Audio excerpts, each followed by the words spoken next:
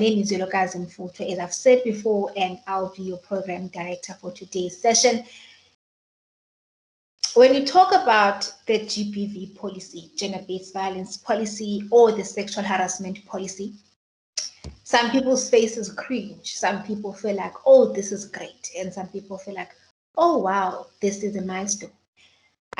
Since last year, around September, when the policy was finally adopted by the University of Fort Hare, the university has been proud in making sure that students feel safe on campus. Students are well taken care of when they go report cases of sexual harassment.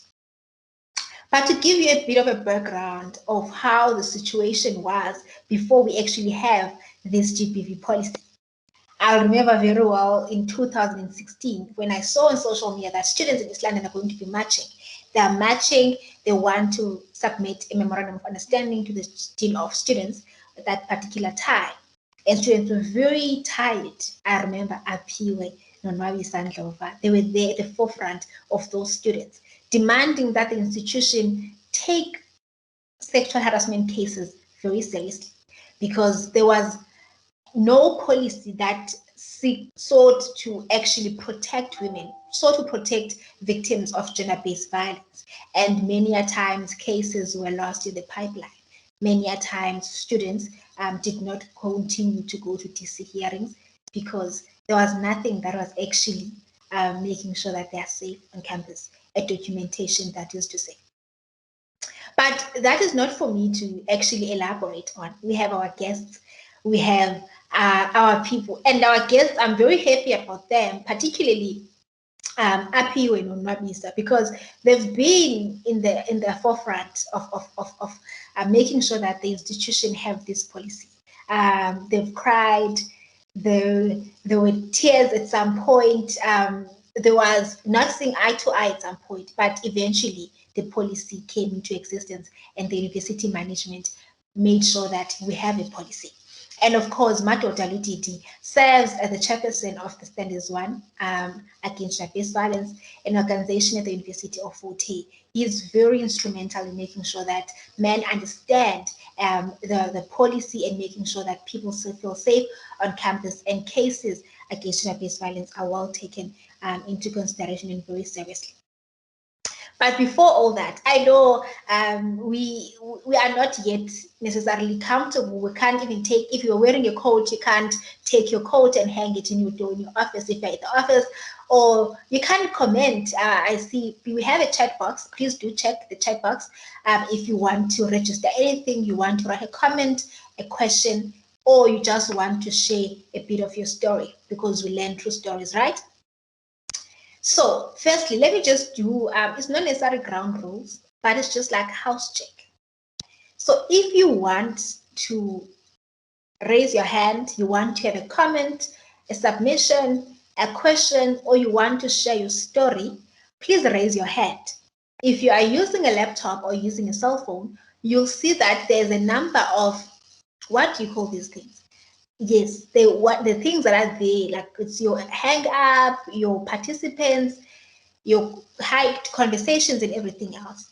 Just raise your hand. There is a symbol of a hand. You just tap into there, then your hand will be raised. I'll recognize you and I'll tell you that the microphone is yours. You may ask, you may question, you may bring your comment, right? Also, if you don't want to talk and you don't want to show us your face, that's absolutely fine. You can actually tap on the meeting chat box. You can write your comment there. I'll be reading your comments, your questions, and then our keynote speakers will definitely answer your questions, right? Or the Dean of Students, or Dr. Paul Hladi, the HR Director. Are we good?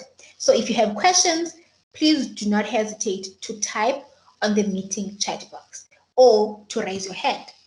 That's that.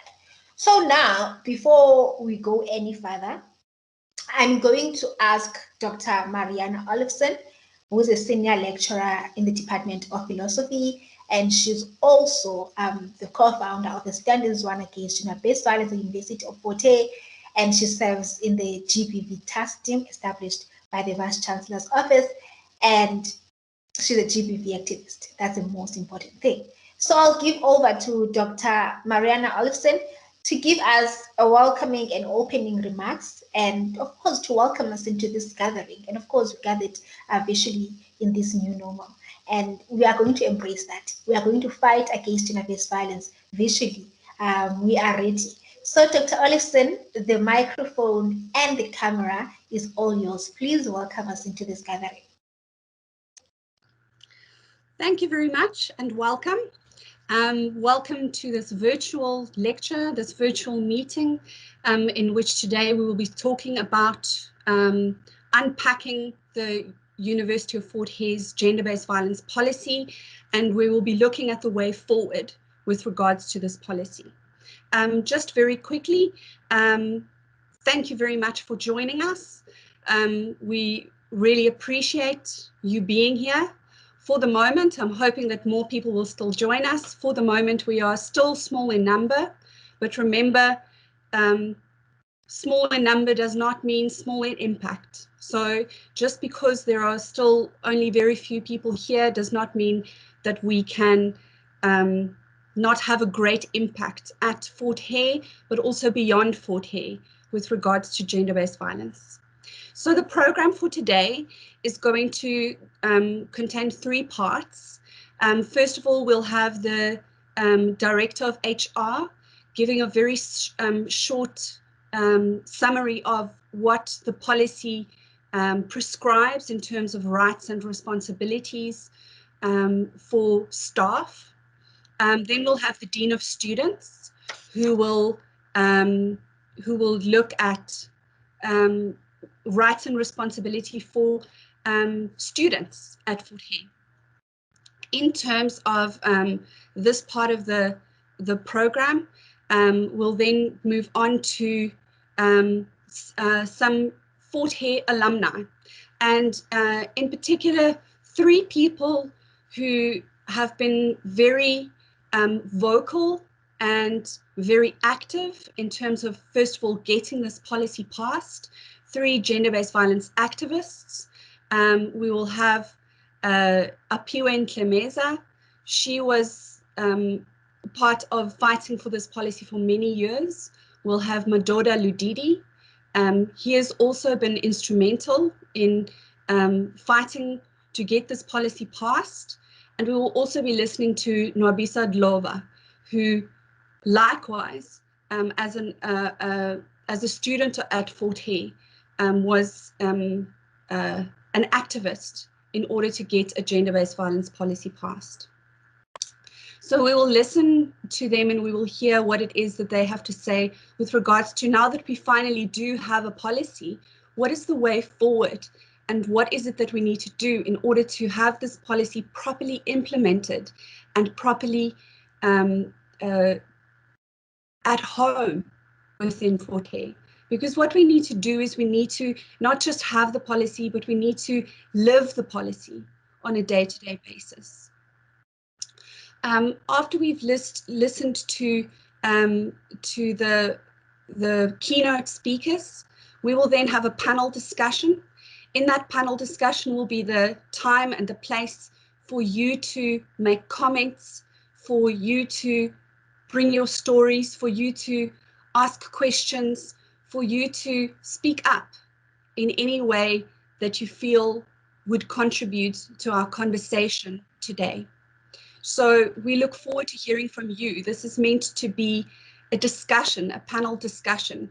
We would like to open the floor to students and staff of Fort Hare, especially, to hear what it is that they want to know about the policy. We all need to educate ourselves in terms of the policy, and to find out what it is that they can do in terms of living this policy. So when we say that we're going to be unpacking this policy and we're looking at the way forward, what is it that we're really saying when we look at this theme? I think that we can all agree that there's much to be done in terms of implementing the policy. And what we're going to be asking today is we're going to ask, what are the rights and duties of different players, of different stakeholders at Fort Hare with regards to this policy? What are all our rights and our duties with regards to this policy? First of all, we can ask about the rights and the responsibilities of management. Management, according to the policy, is supposed to establish a gender-based violence unit which will deal with all issues of gender-based violence at Fort Hare. This unit is not yet established, and so in terms of management, this is still something that needs to be worked on. The unit needs to be constituted, and the unit needs to be constituted as soon as possible so that we can be in compliance with the policy. There's been a lot of work happening with regards to getting this unit set up, and I would like to commend the Gender-Based Violence Task Team, Implementation Task Team, that I'm a part of all the work that they've done with regards to this. But our work is not over. We have a lot of work that we need to do. In terms of staff of Fort Hare, what are the rights and responsibilities of staff at Fort Hare? We can look at many examples with regards to the policy. For example, did you know that as a staff member, if you have a romantic or a sexual relationship with another staff member or with a student, that you have to report that to your line manager now according to the new policy? There are questions with regards to why that might be, and we can discuss that today. But also as staff and as line managers with regards to staff, everyone needs to be ready in order to receive a complaint of gender-based violence. And here is yet another thing that we really need to pay attention to. Our staff, our line managers have not yet been educated, have not yet been trained as to how it is that we are meant to deal with someone who comes to us with a complaint, and being able to deal with that with the sensitivity and with the caring that it deserves, and knowing where to take it from there. But then we can also ask, what are the rights and students with regards to this policy? And I would like to say that there are many things that we need to educate ourselves about with regards to the policy. For example, we need to look at what it is that consent means with regards to the policy. A person who is under the influence of, this is something that we need to be cognizant of as a member of the university, but also as a member of society.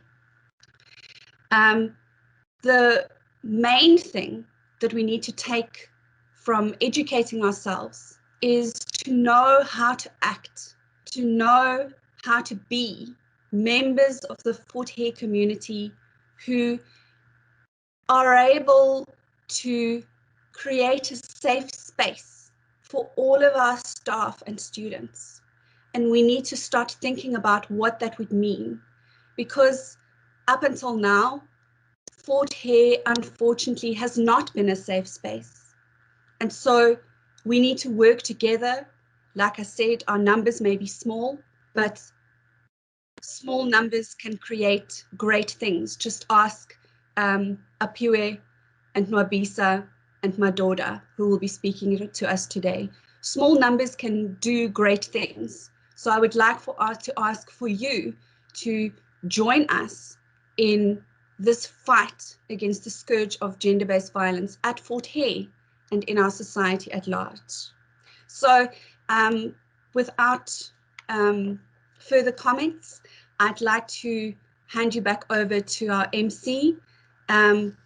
Thank you once again for being here with us today, and we look forward to discussing with you. Thank you. Thank you so much, Rihanna. That was wonderful. Thank you so much for welcoming us, and of course, breaking down the policy for us. And one thing I liked when you said the policy is not only for the university management to champion. It is for us students, it is for us as staff, it is for us, both the academic and the support staff, because the policy is here to protect us all, not to protect certain people, right?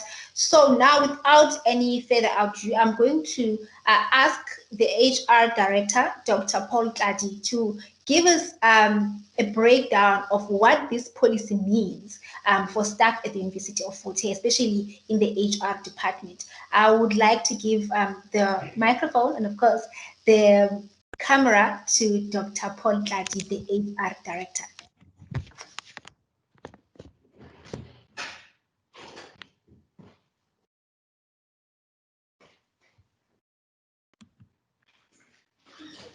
Thank you very much. This is a surprise. I didn't know that I was going to have to say something, but I don't mind. Great, welcome.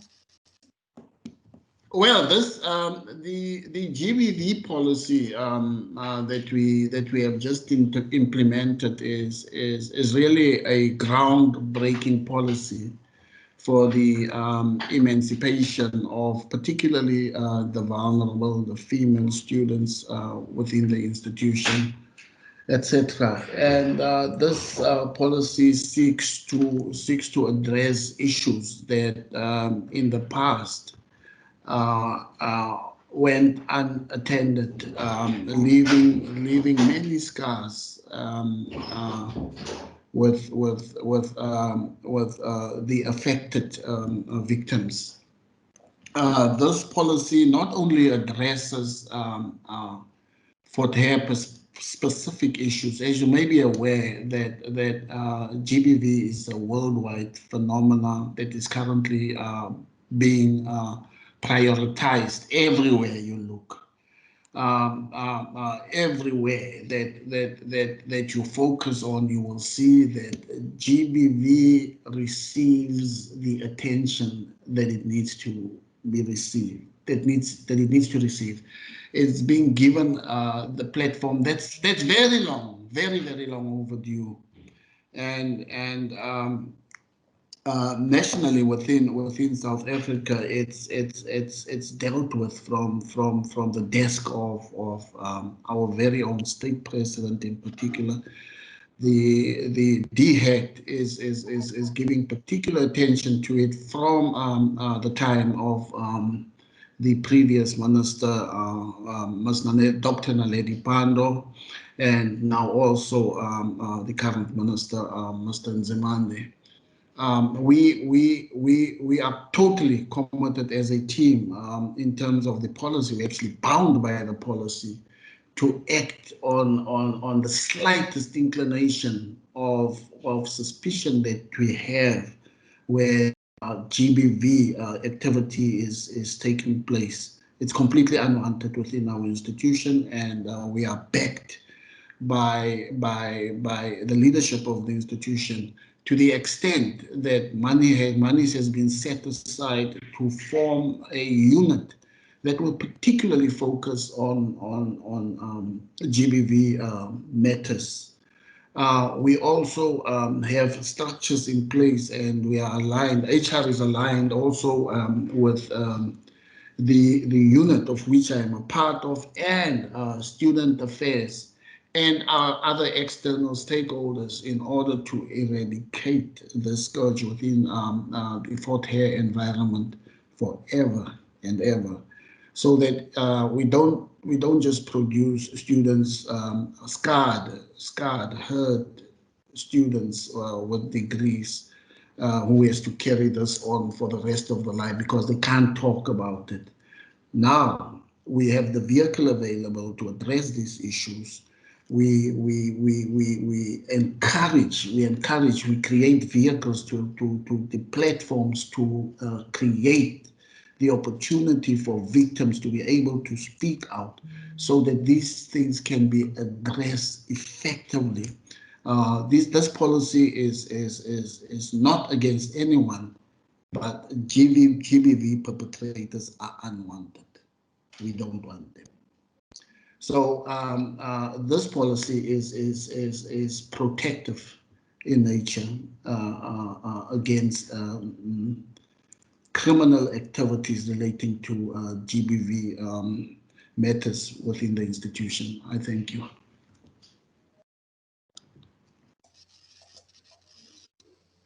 Thank you so much, Dr. Paul Tladi. You said something very powerful, saying something very powerful that we do not want to produce scarred students.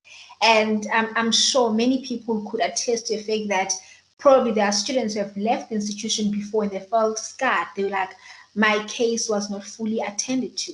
And we want to kind of, not only that undo that, but to make sure that that does not happen in the future. We don't want to release or produce students who are scarred, who do not want to come back to the University of Ute because in a sense that their cases were not taken care of. Thank you so much, Dr. Tladi. This is much appreciated. And we're hoping that the staff members as well are going to feel protected by this policy.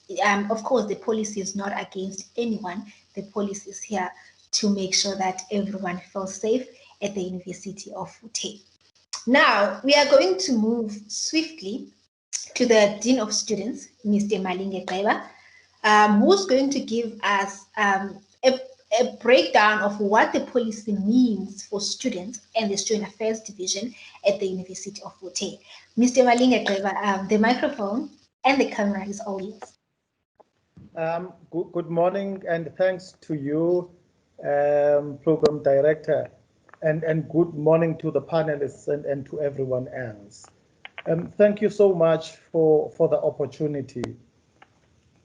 But before I even talk about the rights and responsibilities for students as inherent in the policy, I just want to talk briefly about what the policy means to our students and to student affairs in particular. People would know that most of the student-related cases are reported from residences or take place at the residences. So the policy is so important to us within student affairs and for our students as well, because it speaks directly to one aspect of our work, which is residences. So the policy, one of the good things that the policy has done is to deconstruct some of the concepts. For instance, people spoke loosely about gender-based violence without unpacking it and understanding what it means. Concepts like sexual harassment, sexual favoritism, non-verbal sexual harassment. So the policy has started a conversation around these different nuances about gender-based violence. So it is critical. From the launch up to now, students now have begun to speak openly about issues relating to gender-based violence. But what rights are guaranteed for students by the policy? And one of those rights is the right to report any violation. We would remember that for a very long time, the space has been very limiting to students, very intimidating to students, such that many students are indeed scarred because they leave the university carrying that burden of not having had an opportunity to report some of the cases, things that happened to them, to their colleagues, to their friends, and to their family members within the university. So the policy guarantees that, and all students who are victims of gender-based violence, rape, and sexual harassment are encouraged to report these incidences.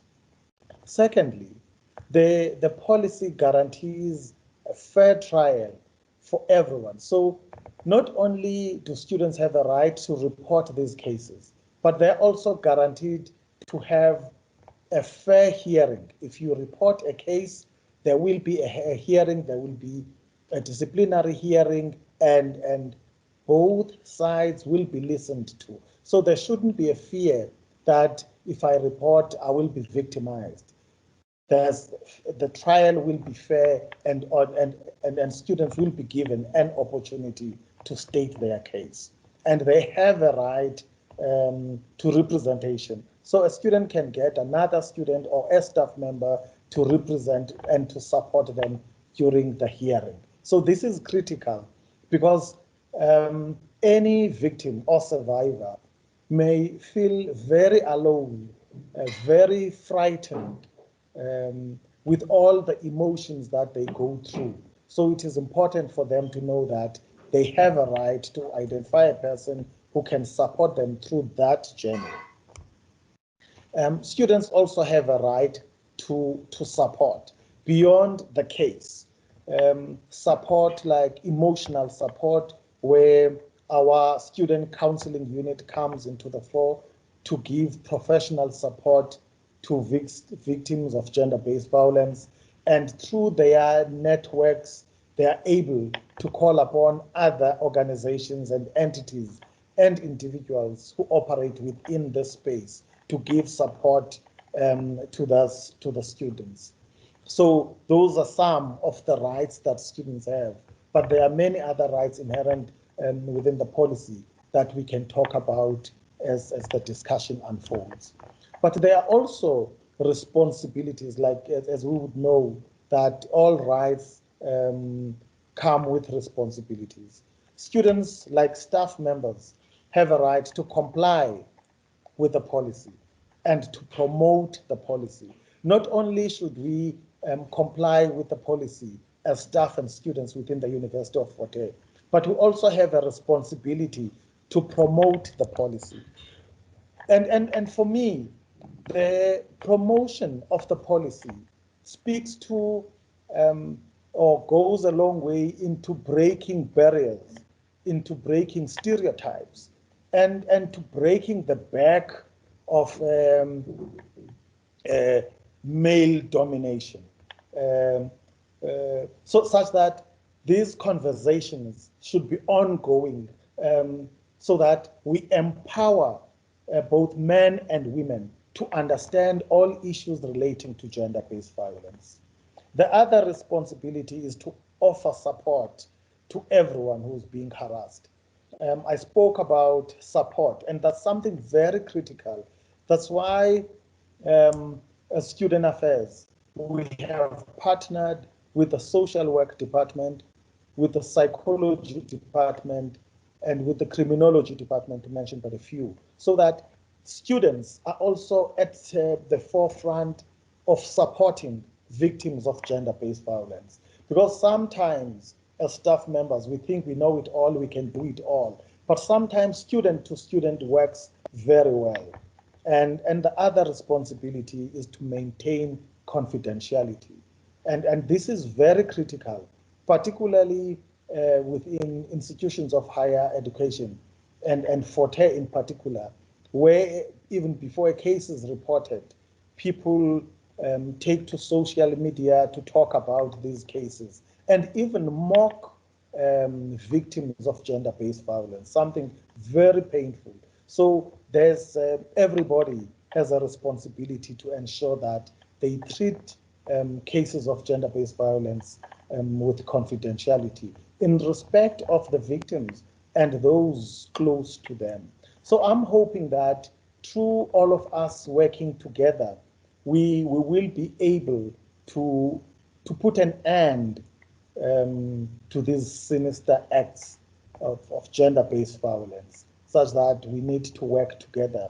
You know, I like what the champions against gender-based violence say they wish that every student would be a champion against gender-based violence. So all organizations operating within this space should ensure that from first year level, all students understand what the policy guarantees, what the policy seeks to do, and that they should be part and motive forces in making sure that the policy meets its objectives. Thank you so much, Program Director.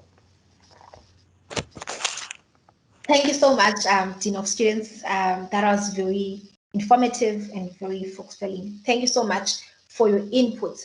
And I like when you say that students have started speaking out about gender-based violence. But my major interest is what then happens when students start speaking out about gender-based violence. We want to ensure their safety. We want to ensure that nothing happens to those students who come out and report cases. So, of course, the policy is to ensure that students, if you are a victim, a survivor of gender-based violence, the university has to ensure that you have safe housing. You can be brought to a safe house so that you are not secondary victimized by perpetrators or by anyone else. Thank you so much, Dean of Students. And of course, the partnerships between the other departments, your psychology department and your social work department, it is very imperative, because when gender-based violence happens, many a times the person feels devalued, they feel dehumanized, they feel all sorts of ill negative feelings. So it is important that a person gets as much support as they need. The least that victims or survivors want is to be secondary victimized. Thank you so much to Dean of Students and Dr. Paul Tladi, the HR Director. We got the perspective on what the Student Affairs and the HR Department is about to do with regards to the gender-based violence. Now we're going to get to the crux of the matter. We are going to unpack the GBV policy thoroughly with our guests, Aphiwe Ntlemeza, Nwabi Sandlova, and Madoda Ludidi. We'll start with Aphiwe Ntlemeza. Aphiwe Ntlemeza is no stranger to activism. She has been through it all. We've seen her. If you've been at Forte, just like me for the past 5 years, I'm sure you know Aphiwe. Aphiwe Ntlemeza now works at Harambee as a regional programs manager. Also, Aphiwe is a PhD candidate. Aphiwe is an activist and a feminist. Aphiwe Ntlemeza is going to assist us in breaking down the gender-based violence policy that the University of Fort Hare has adopted since last year. She will also be joined by Nwabi Sandlova. Nwabi Sandlova works at Masimanyane as a social worker. Nwabi Sandlova has been very instrumental in making sure that the institution has the GBV policy. Alongside Aphiwe Ntlemeza, she was marching, tireless, sometimes very tired, together, making sure that the University of Fort Hare is safe for us all. And they will be also joined by Madoda Ludidi, Inkosi Yamahludi, Khadet. Madoda Ludidi is the chairperson of the Standards One Against Gender-Based Violence, an organization established later in 2016 when a huge gap existed at the University of Fort Hare, where students did not get as much support in terms of gender-based violence as they were victims and survivors. So Standards One seeks to be the bridging gap between the university and the students' population, and also the staff. He serves as a chairperson. He's also an activist and a graduate of history and philosophy. So for now, we'll start with Aphiwe Ntlemeza to give us a breakdown of the GBV policy. Aphiwe Ntlemeza, the microphone and the camera is all yours. Thank you so much. Thank you so much, Yelagaze, for that awesome introduction.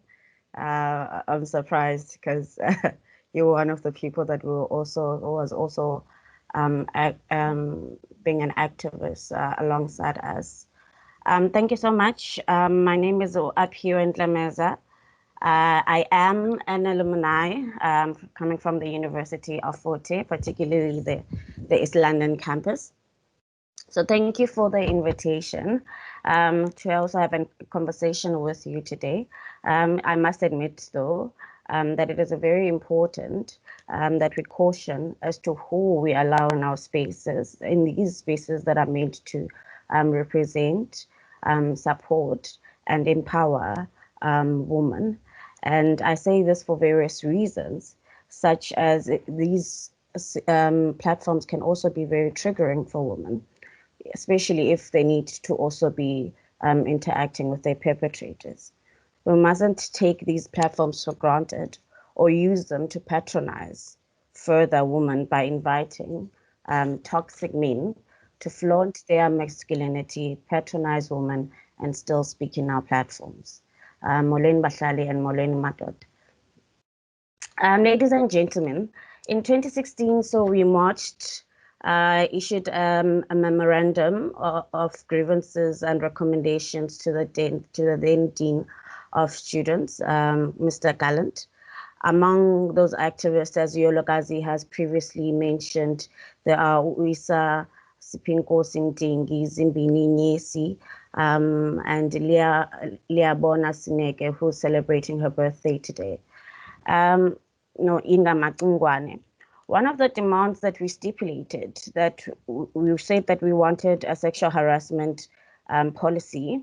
So this policy would also have clear reporting lines that are safe as well for young women, to name a few. So today we welcome the strides it took from those young women that demanded for this policy to be in place today, when the university saw no urgency and in fact was in denial about the gender-based violence culture in the institution, and in my take still is in some ways or the other. While we note that the policy is a very much good stride, I must also caution that her university has much of a bigger problem, right?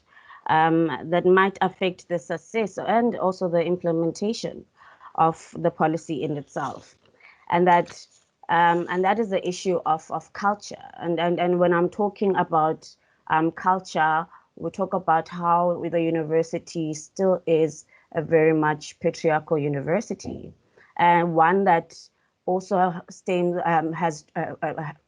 enforces tribalism, toxic masculinity as well. And this is also used to oppress women, whether we're talking about staff, whether we're talking about victims, or whether we're talking about survivors, right? So we need to look at this policy in a far more different lens.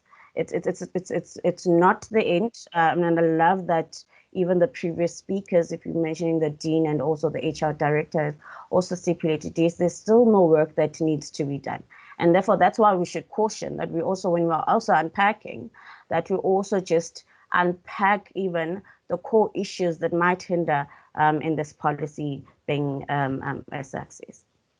So firstly, we need to discuss and also just have regular discussions and transformation engagements, right? Which the university has started previously in 2016 about the violent culture from men, not only in the broader perspective referring to just South Africa or society, but institutionally.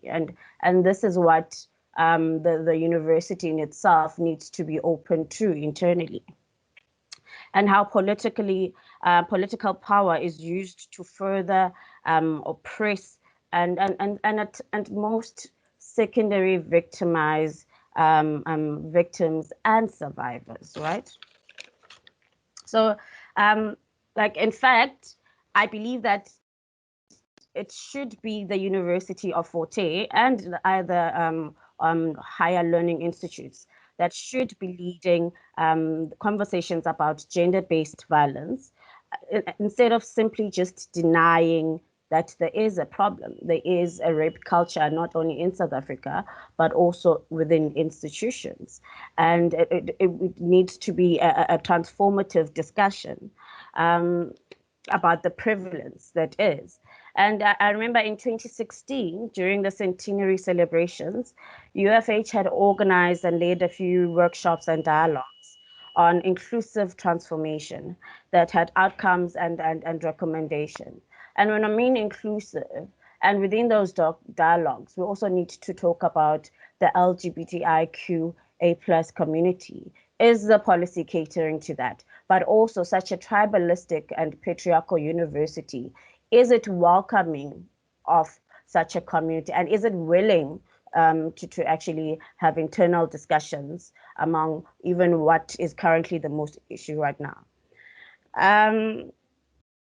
So when I talk about these dialogues, So they're very important in addressing gender-based violence institutionally, but also in just creating and in enabling a meaningful conversation, and not to just tick a box. Most often, and it still currently occurs, the university has used gender-based violence as a tick on the box, that we have created events, we are doing the awareness, but not actually wanting to have meaningful conversations. And I mean, it from a gender-based violence policy that we marched for in 2016, and it took so long to actually have in place when a task team was also formulated ages ago during that year. It's very appalling, but also it shows, in fact, the urgency, that there is no urgency. I note that the previous speaker, I think it's HR director, stipulates that wherever gender-based violence is taken seriously, but like that is not really the case, right? Having just discussions of putting out platforms and having regular meetings that are not translating into implementing policies that are already there and existing is not really doing any justice for women. In fact, it is rather a slap in our faces, more like you are patronizing women. So there needs to be more constant conversations and meaningful ones, right? That need to take place when you're referring to that.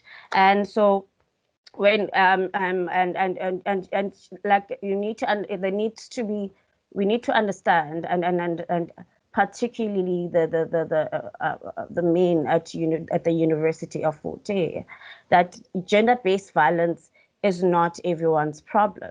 It's everyone's problem, right? It's not just a woman's problem, and most importantly, it is a man problem. And I emphasize that, and I do note even the speakers that have stipulated that it is a very much inclusive policy. Kudos on that, but we cannot run away from the issue of what is the current issue right now, that men have waged a war on women, right? Women are being killed on a daily basis, right? And that's where the scrooge is, and that's where the problem is. Femicide is on another level. So we need to understand, you need to understand that it's not like, for instance, Dr. Olafson shouldn't be the only one taking charge of a masculinity issue. In fact, a man problem in a patriarchal university, and then go around and then for leadership, men in leadership to then go up around behind their back in management positions and meetings to echo words of, you will never, I will never be led by a woman or listen to a woman.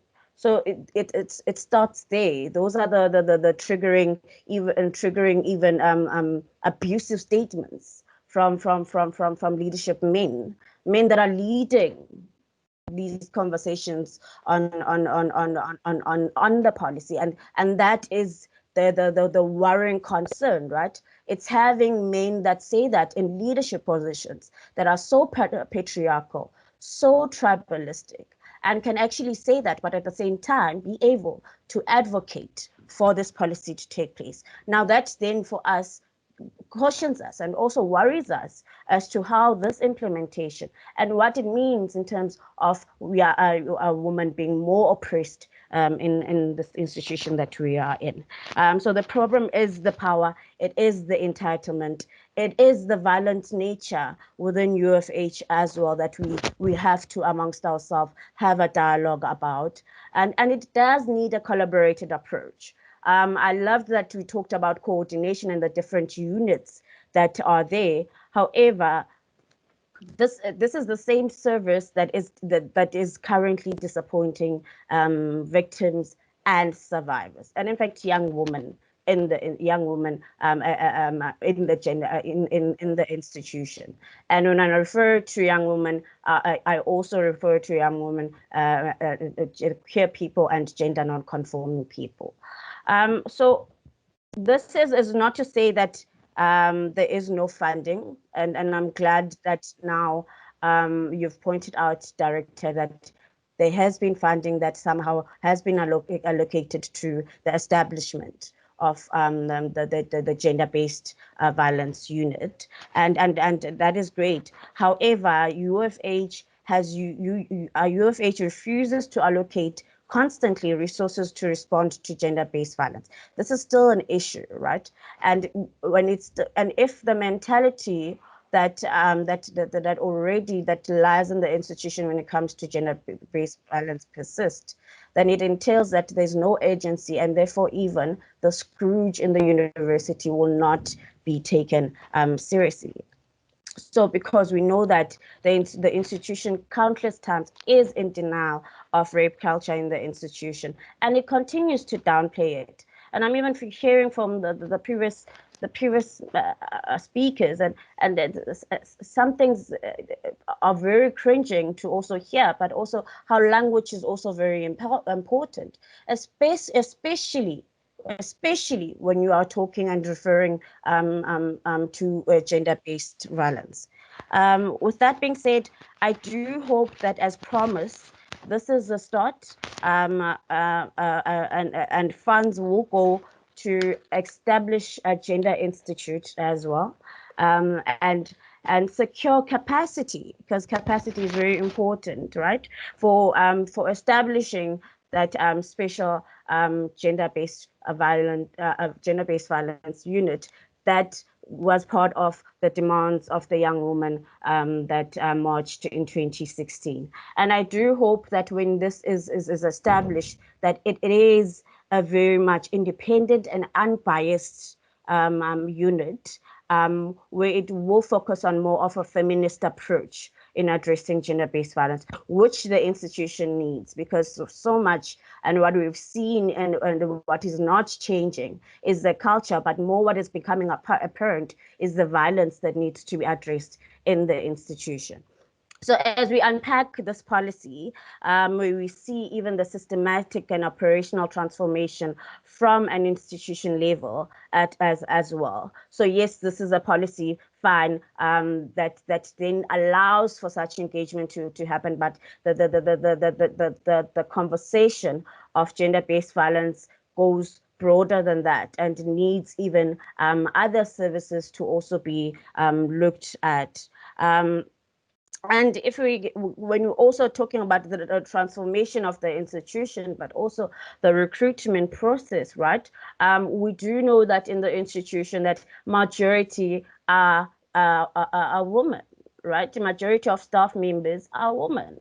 But funny enough is that it's the inequality of those positions that they are in, right? So there's you'd find there's a limited amount or a few 20, you like your Dr. Olofsson, sorry, Doc, to make an example out of you, that are part of the leadership team or leadership staff, while majority of the staff capacity is more based with administrative work, where women, and so discussions when it comes to gender-based violence need to also just tap into that, and how you also develop and empower your own staff as well, considering that they are also affected by the same tribalistic and patriarchal university, right?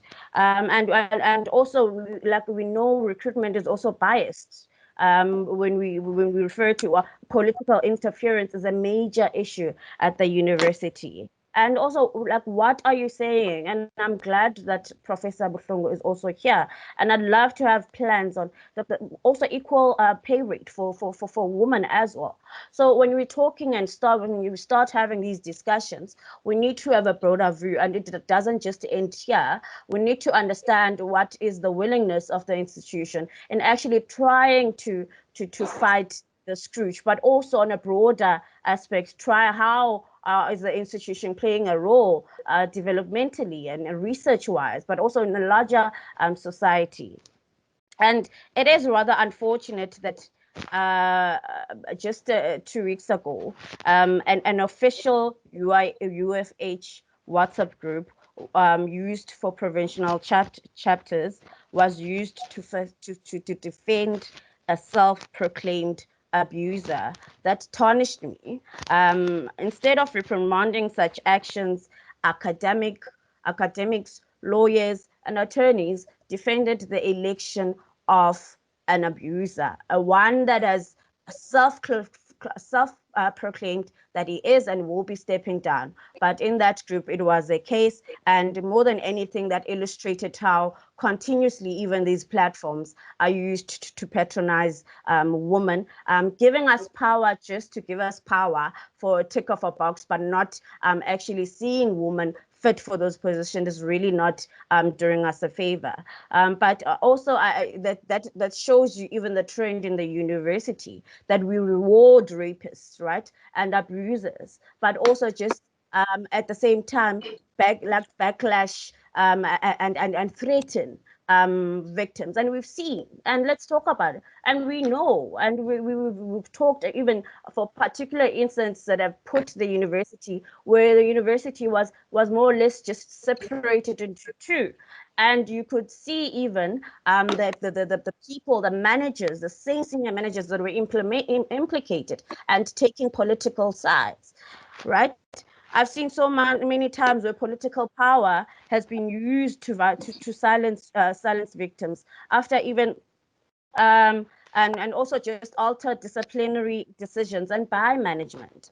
I do hope, like I mentioned earlier, that when you are referring to this policy and that it does cater to, and I looked at it, and honestly, I'm not sure then whether we need to be in detail rather, but it's so easy to just point when it's not really much very inclusive and clear, and I do hope we are very much it does meaning it will in fact, and even there will be strategies to make sure that the LGBTI A plus Q community is accommodated as well, and for broader conversations on institutionalized homophobia and misogyny to take place at the university. I looked at also, and I hope I'm not just taking time and I'm almost done. I must apologize if I am. I also looked that the policy speaks of just being a safe haven and a safe space, right, for its staff, but also its students. And writing that down without a clear plan as to what the structure looks at, because there's something wrong that we have established with the current structure as well.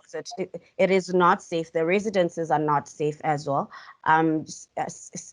So we need to establish what is happening there. How do we make sure that even these residences are safe, right? Imagine you are paying to be safe. So might as well get those resources, but it's so sad that at the University of Forte, we have to first negotiate for our rights and human rights. I've noted, and I do hope, like I mentioned, the operational basis residences is also considerate, and on a more practical basis, I do want to then understand what then happens when, because it stipulates here, managers have a duty to ensure that areas within jurisdiction are free from gender-based violence. So I do want to understand what if it's the same managers that are perpetrators, right? And what steps do you take when reprimanding or handling such a particular case? So let's say if I'm being more specific, right? So Vice Chancellor Buhlungu, what steps would you take if a case, if there's an alleged case against perhaps the director of HR and the dean of students? as even what, so it's we have to make those clear lines, because that what is clear to the survivor, what is clear to the victim, but also the support.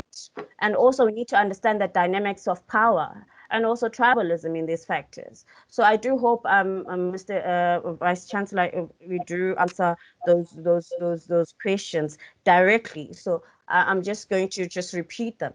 What happens when there's an alleged case against prominent leadership?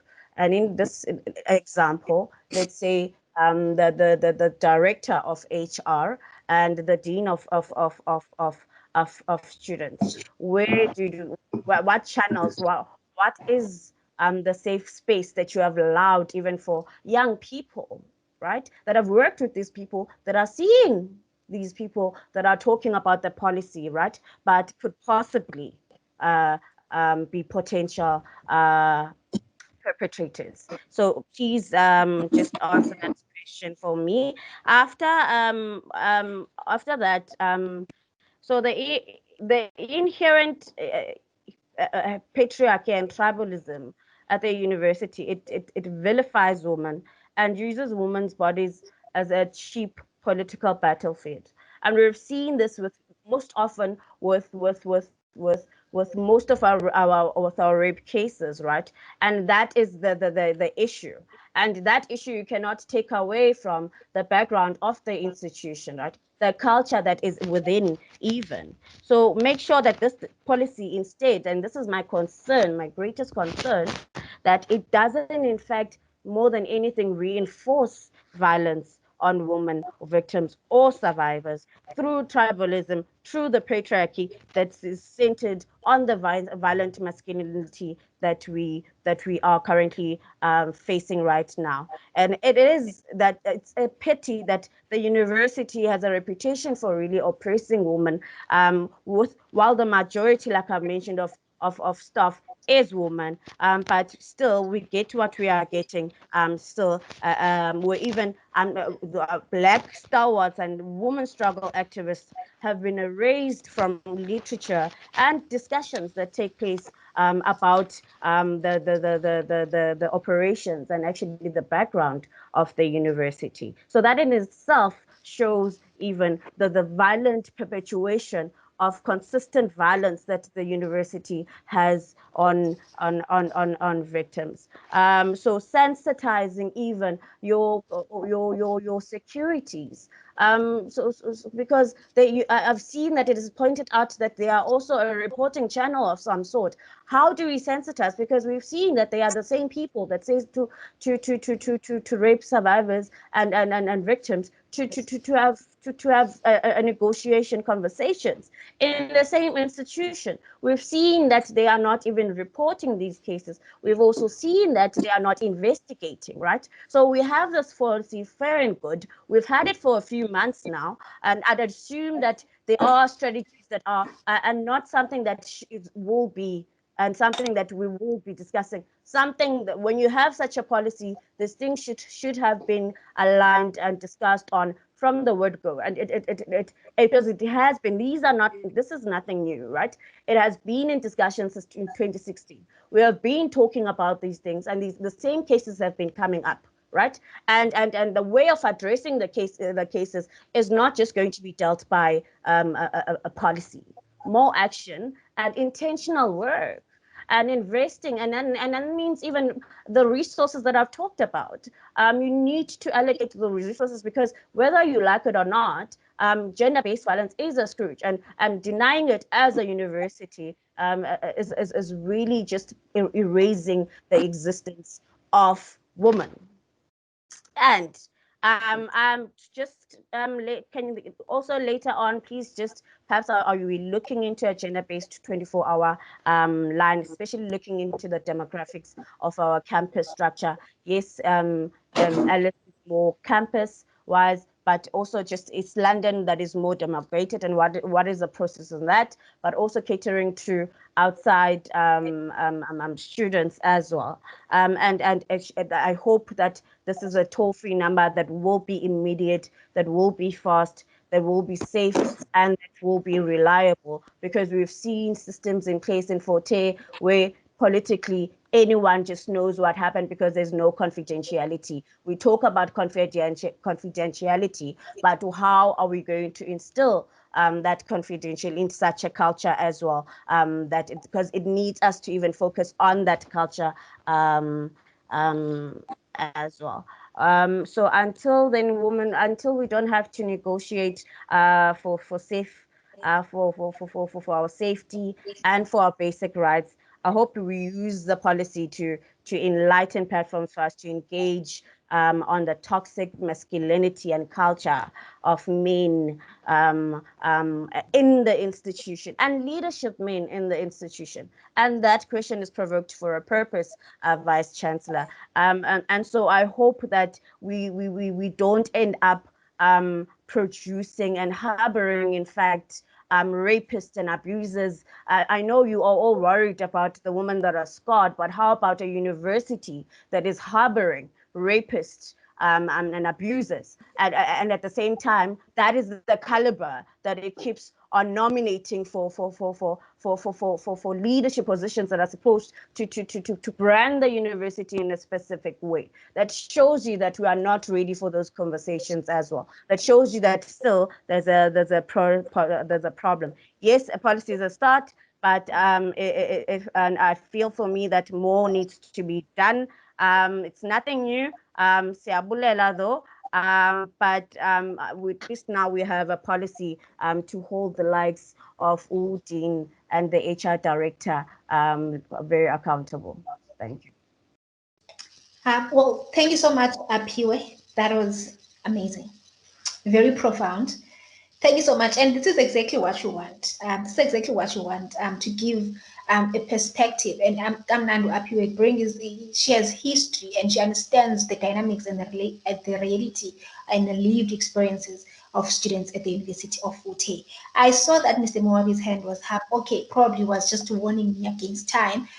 The one thing that you also need to take cognizance of the fact that yes, the policy is there, but it is not the end itself. It is a means to an end. So we need operational procedures, making sure that the policy comes into fruition.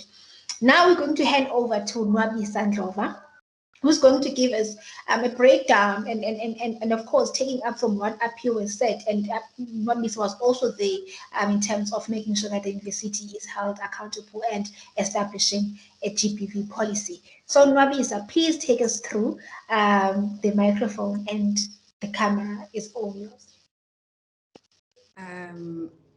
Good afternoon. Good afternoon, everybody. My name is Nwabi Sandlova. As Yologazi has said, I am a social worker, I'm a feminist, I'm an advocate for women's human rights. And I am an alumni of the University of Fort Hare. I got my bachelor's degree in social work at the University of Fort Hare. I can actually say I was one of the victims of the system at the University of Fort Hare, because while I tried to pursue my honors in sociology, I couldn't, because, you know, the very same thing that Apiwe is talking about, that the university itself is a very patriarchal in nature, and it just enforces toxic masculinity, and we let it for a very long time to get away with whatever the system was doing. But nonetheless, today we're here because of the great work that was done by the people that Apiwe mentioned, Apiwe and Isa and Zimbini and all the others who were leading the struggle at that particular time. And when the GBV policy journey commenced, it was a matter of emergency, and almost 7 years later, it is still a matter of emergency.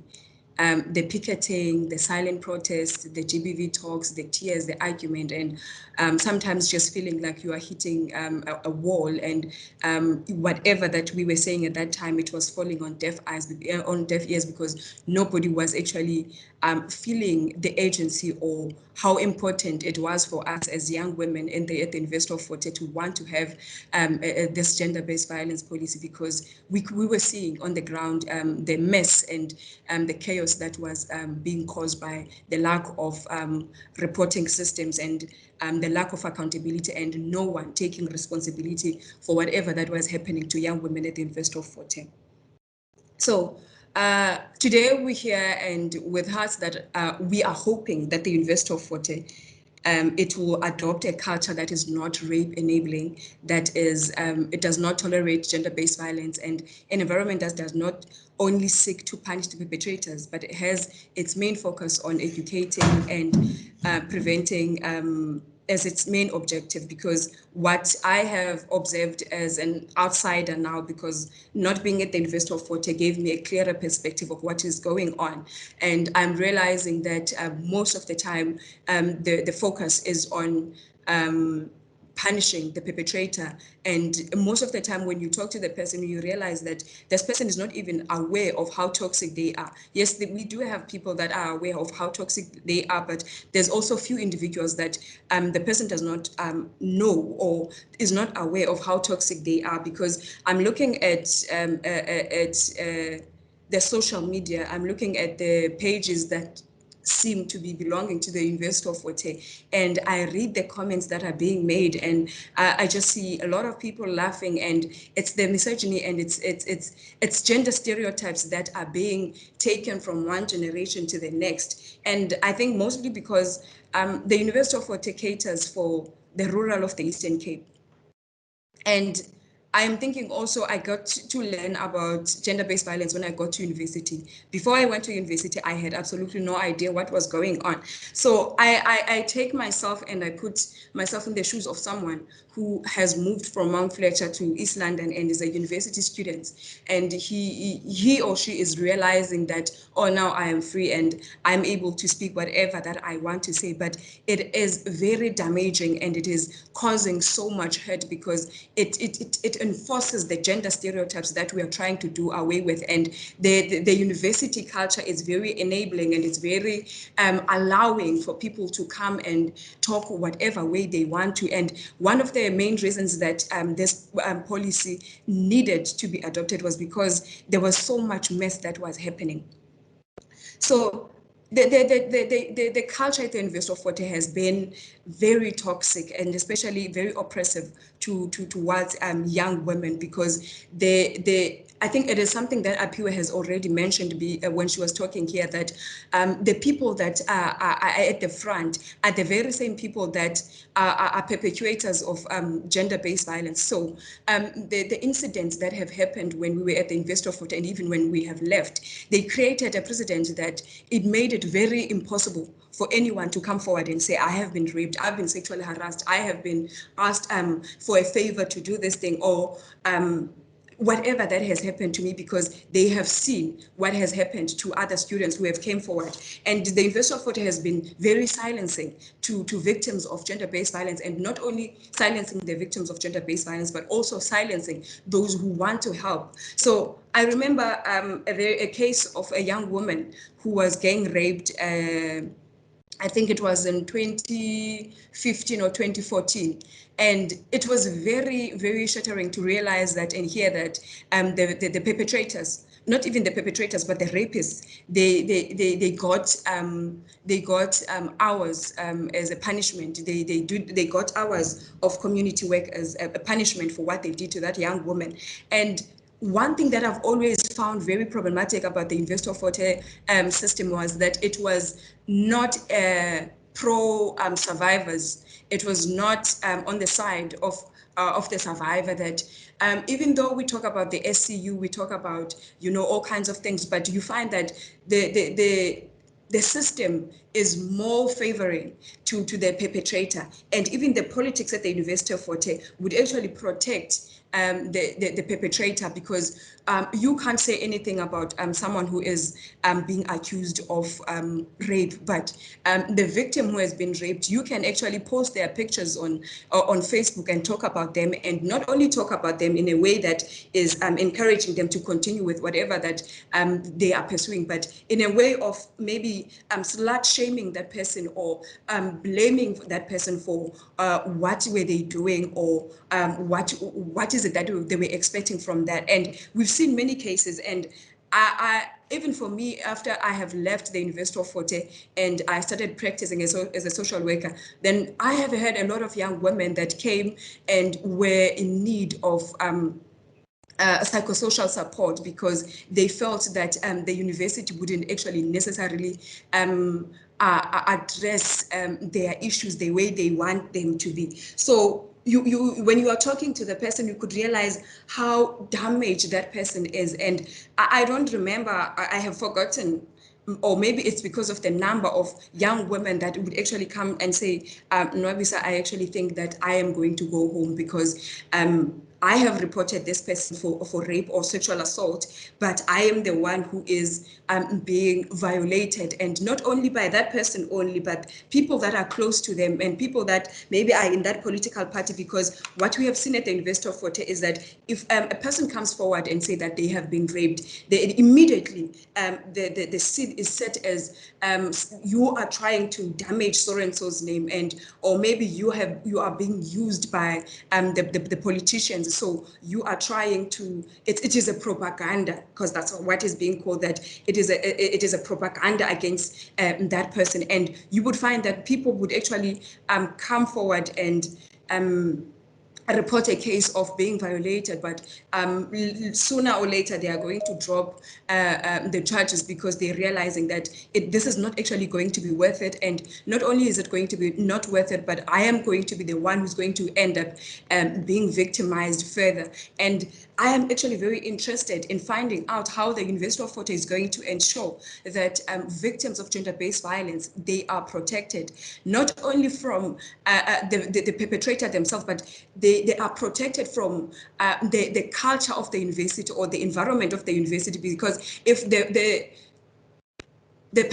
person is not protected by the university, then it means that the system is going to continue enabling perpetrators to continue doing what they're doing. So I feel for me, this is a chance for the University of Fort Hare to do things right, to educate, to believe victims of gender-based violence, to stop the toxic culture of silencing, to take a stand and to call out perpetrators. It doesn't matter if they are in the management, it doesn't matter if they are in the HR department, it doesn't matter if they're in the Dean of Students office, it doesn't matter if it is another student, or it doesn't matter if it is whoever, but the University of Fort Hare needs to take a stand and hold everybody accountable for this. Because if it is not going to be the case, then it means that everything and all the hard work that has been put through this is going to waste, because it means that nobody is going to be held accountable. Because one thing that I am interested in seeing the University of Fort Hare doing is the University of Fort Hare ending the culture of humiliating and degrading victims of gender-based violence. And when I say the University of Fort Hare, I mean from the students to the management to, whatever that you can actually think of. Because one another thing that I actually wanted to see is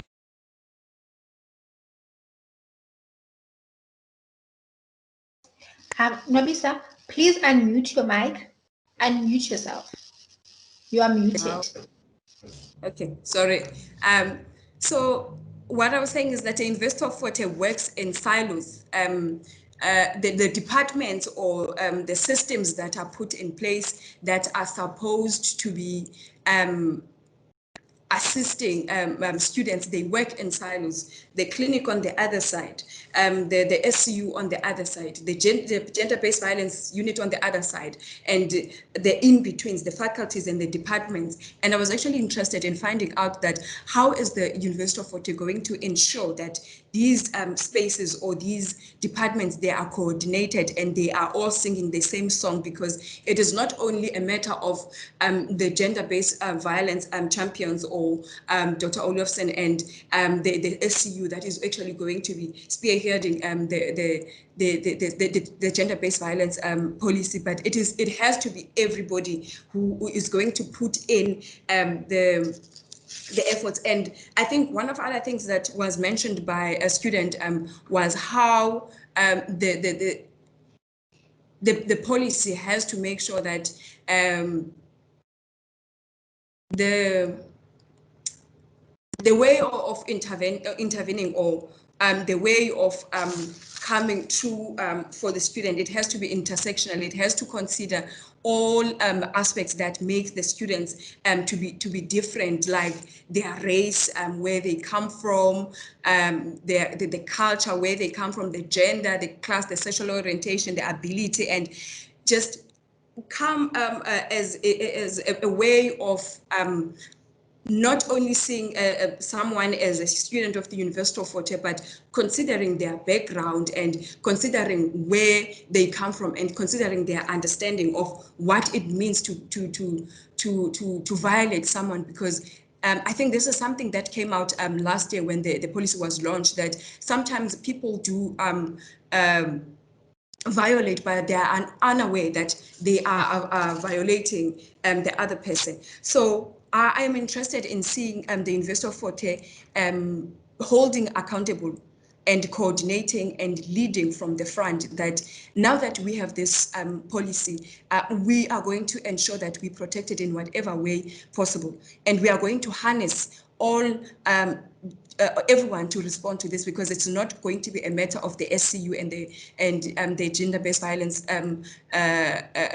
space, but it is going to be everybody's responsibility to make sure that the students come forward and they're going to feel safe and they know that they're going to be protected from whatever that is going to happen.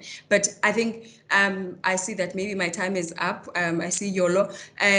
But what is important for me, I want to see the University of Fort Hare trying to address the structural drivers of gender-based violence and focus more on education and focus more on prevention. And it must not be an issue that is going to be addressed by a few people, but it has to be an issue that is addressed by everybody. And I think it's something that Apio has mentioned earlier, that when the first year comes in, what is it that the university is going to say to them about gender-based violence? And one thing that I can't emphasize enough is our accountability and responsibility. If we want to see this policy working, we need to hold each other accountable, we need to hold each other responsible, and we need to call each other out. And calling each other out, my grandmother used to say, correction is love. When you're calling someone out for whatever they're saying, it means that you love that person. If you didn't love that person, you would actually let them continue doing that. But because you love them, you are calling them out. So the University of Fort Hare has a big role that they need to do in this whole thing, because the whole South Africa is looking at what the University of Fort Hare will actually do with this gender-based violence. Because on social media we're talking about it and we're saying that today we're here and we're talking about gender-based violence, and we are going to be looking at the University of Fort Hare and seeing what is it that is being done by this policy. And yeah, stop gender-based violence. Thank you. I'm sure you could tell what was happening in 2016. I'm sure Dean, Mr. Malinga is like, thank God I arrived after that. Thank you so much, Nwabisa Clover. It was amazing. Thank you so much for such profound statements and profound, perspective, right? And the most important thing that you've said is that as much as we have this policy and we know the policy is there, it's a document that you all hail, it's beautifully written. It is important that to challenge the systematic and structural, toxicity of the university. We need to make sure that we get rid of the culture that we kind of embrace gender-based violence. Women are seen as subservient of men. As much we might have women in powerful positions, but there's always men probably maybe trying to dictate on what these women should do and should not do. So it's very important. Now we'll head over to Mr. Mato Daluti, who's going to give us a male perspective. Some people I saw on social media, especially there was did you know that if you are in a relationship with another staff or a student, you need to declare your relationship to your line manager. And then many people are like, no, this is dealing with us as men whatsoever. What if you have multiple partners and so forth? And I'm like, but you're picking this one thing, and have you consulted and tried to interact with the police and understand why we have this on the policy, because many a times we have cases of intimate partner violence. So the camera and the microphone is all yours. And now we are already eating in Jongo's time in the panelists. But however, we're going to do the next 10 minutes and then we'll head over to our panel discussion. Oh, before Matuda gets into, guys, we have a chat box. People are chatting in the chat box. Please do engage as much as you can. So we can get another perspective from other people in the participation panel, so that everyone gets an idea of what's happening, and of course, air your views. Thank you so much, Madoda. The stage is all yours. Thanks, Yolo. I'd like to start off by greeting everyone. I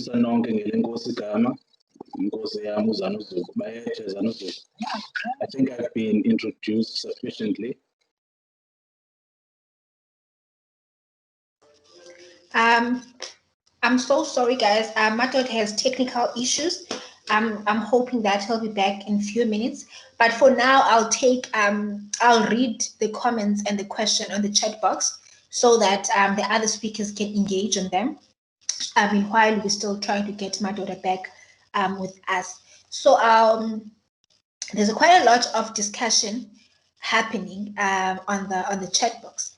Then Dr. Olison and Dr. Rungani are saying that it is very important that the university has established the GPV unit ASAP, so that these issues can be fully attended to, issues like having the 24 hours hotline, and of course the establishment of the unit and the staffing of it. Hello, hi team. Is Matuda back? Do we have Matuda back? Yes, with a cell phone now.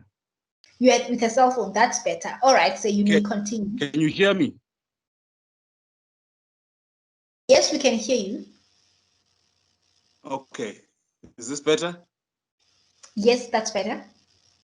Brilliant. Okay, so I was saying that there's a certain humaneness with which we ought to approach the situation, and by saying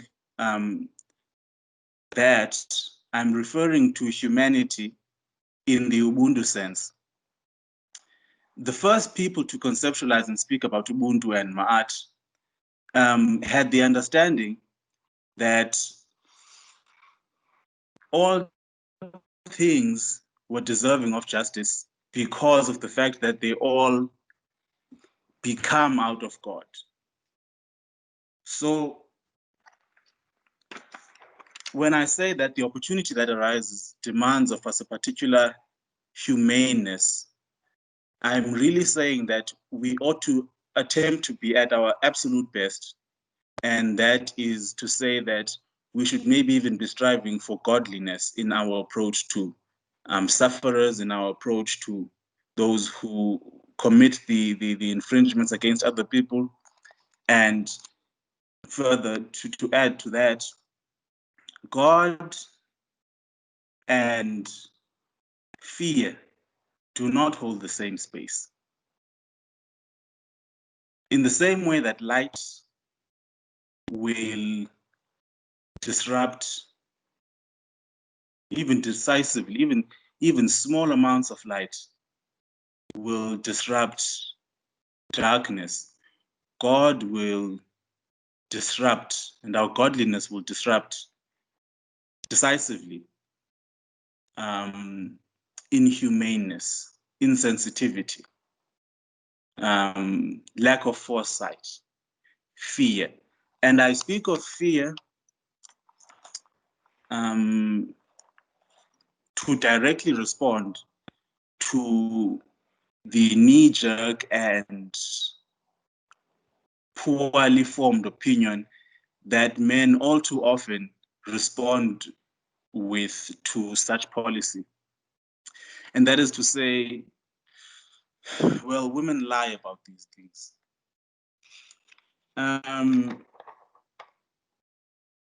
I call it knee-jerk because it's often not well thought out.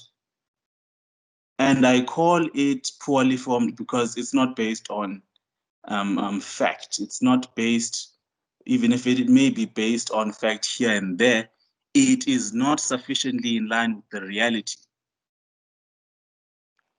to begin with, I'll point out the supreme anecdotal nature of these stories.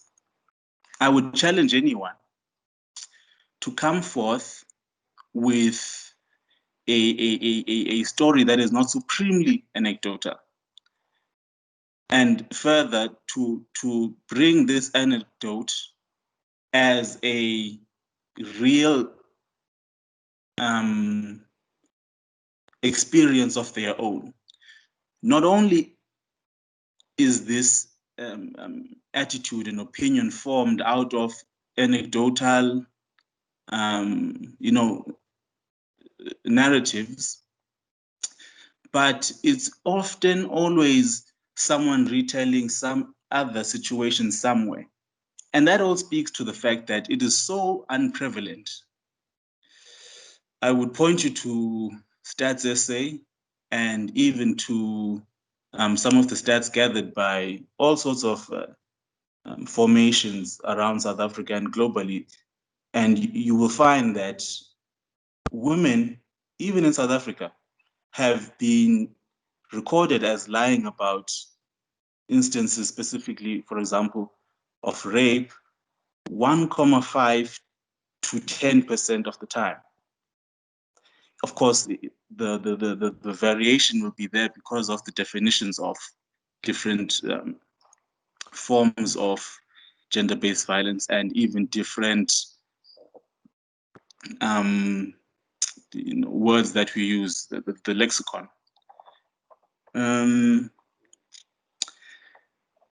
Ultimately, that type of opinion, that type of reaction is really based in fear.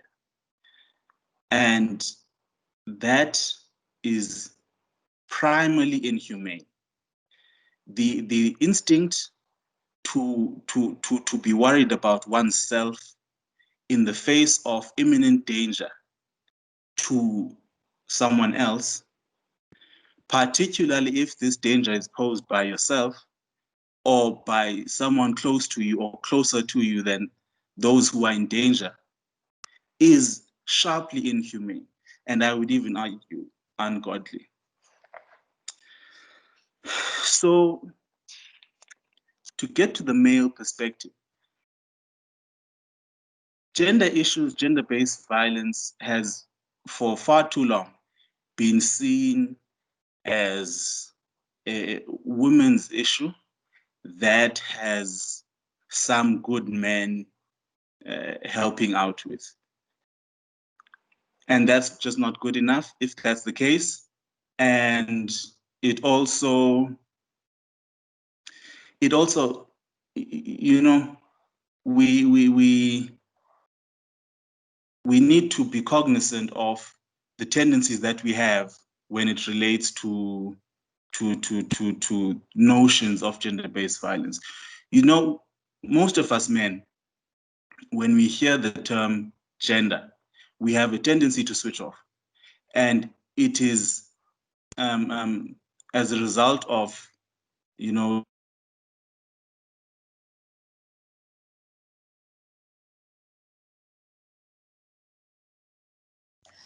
looks like, oh, okay, are you still here? Yeah, sorry, it was a call. Okay. This is why I wanted to use my laptop. Okay. Take it in the same way as when someone says sexual orientation, and we somehow automatically assume that it's about gay people. Or when someone says race, maybe in a more global sense, we automatically assume that what follows will be about Black people. As if white people don't have a racial sort of social contract that they are assigned to. As if heterosexual people do not have a sexual orientation. As if men... we're running out of time. Can you have like 2 minutes of some sort? Jongo is already like on the edge. 2 minutes, okay, but please. I want to just point out that, and I'm going to point you to the work of a notable linguist feminist by the name of Julia Penelope, who illustrates, or this exercise illustrates that the ways in which we use language at a sentence level conspire to remove men out of the conversation. If you have a pen in front of you, you can do it, or you can just follow me. Consider the first sentence: John beat Mary. This is a basic English sentence. There's a subject, verb, and an object. And then the next sentence is the same thing, but from a passive voice. For example, Mary is beaten by John. It's the same thing, but then we've already started to put John not only at the edge of the sentence, but at the edge of our cognitive plane as it relates to what's really happening here. From there, we can, if we keep using that type of language, we'll get to the point where we start saying that Mary was beaten, and we completely leave John out. From there, recently we've started using the term battered. So we'll say Mary was battered. And then from there, we will say Mary is a battered woman. So it becomes, there's a risk of it becoming Mary's very identity, what was done to her by John. And if you notice, by now, John has long since left the conversation.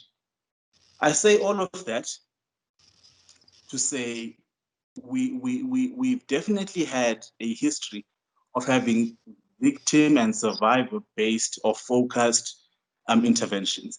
And the future requires us to have male interventions, because this is how systems of power perpetuate themselves. The ability to go unnoticed and unchecked in conversations that are really about yourself. You see, so and then I'd point you to the great work that's being done by the Community Equity Foundation. We have the Million Man campaign of Just Rage. We have Not in My Name. And these are all campaigns and sentiments that I would say we should learn from and even marry ourselves onto and collaborate with. And in the interest of time, once again, okay, Yolo. Oh, thank you so much, Madoda. Thank you so much. And of course, time is always against us. Time does not want progress. Thank you so much, Madoda. And what I liked from what you say is the fact that when we talk about abuse, we don't have to be only say abuse, then we assume that it's only a woman that is being abused. We still have cases where men go and report cases of being abused by their partners, their wives, or their parents. They tend to be seen as if they are weak. You go to police station, you are laughed at because you are a man going to report a case, especially rape cases. Men are very scared to go to police stations to report rape cases. So this policy is actually to ensure that everyone feels safe and everyone has a voice, and what happens after reporting, they are taken into consideration. Now we're going to jump straight into our panel discussions led by Unjongwezi Ntlebali. So of course, the panelists will also be part of the discussion, where your questions, I did not necessarily mize your questions, my leadership.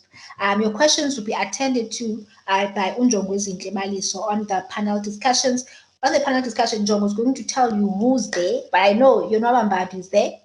I know that we have the SRC.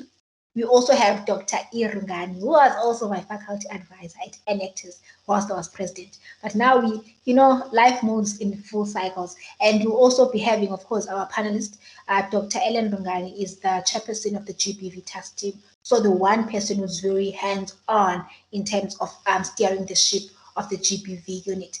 And now I'll head over to and give the platform to Unjongwezi Ntlebali to moderate our panel discussion.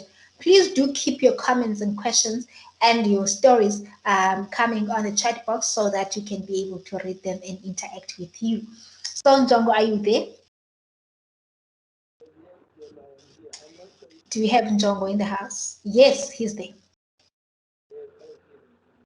Thank you so much. Yes, get the ship. I'm giving it to you now.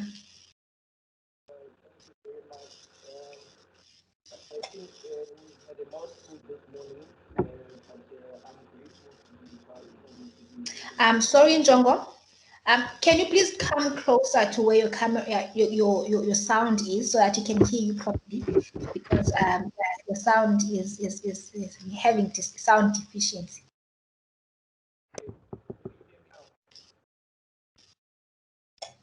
Yes, you may go ahead.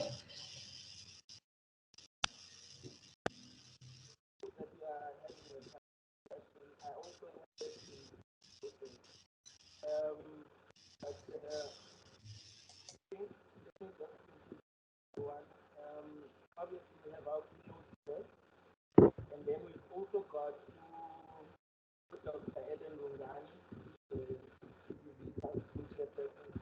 and also the HOD in my faculty. And then we also have our student gender advocacy, which is Vinicius Nwabamba. Is everyone there?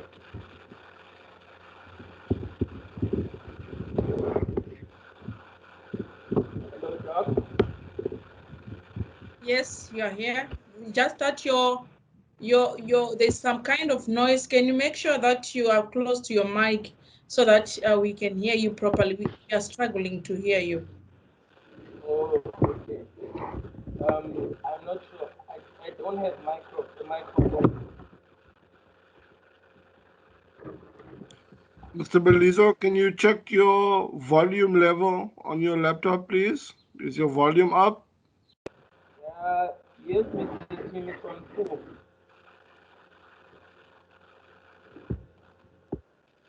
Do you mind perhaps connecting via your telephone, please?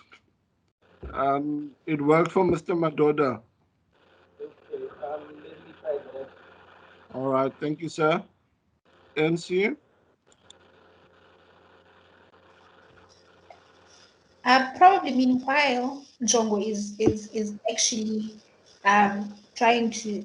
Jongo, have you connected with your phone so that we can start by answering the questions on the chat, so the panelists can answer questions?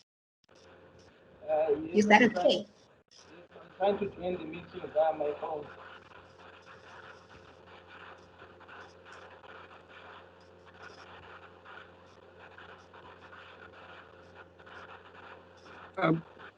Please, Mr.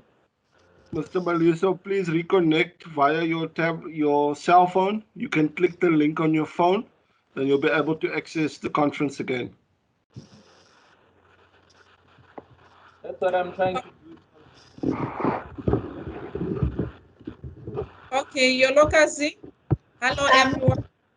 Yes, Doc. Please go ahead and answer the questions. Okay, thank you very much. Whilst we are waiting for our for Njongo to come back, I've seen that there are a lot of comments on the chat box where people are interested in wanting, the unit to kickstart the process of us, operating. So as you know that the GBV policy was approved in last year in September, and the university had started the process of establishing a unit. But with any institution, you are aware that we have got policies and procedures, that are supposed to be followed when you are establishing a unit. So the current process that is happening right now is what the university did was to establish a task team.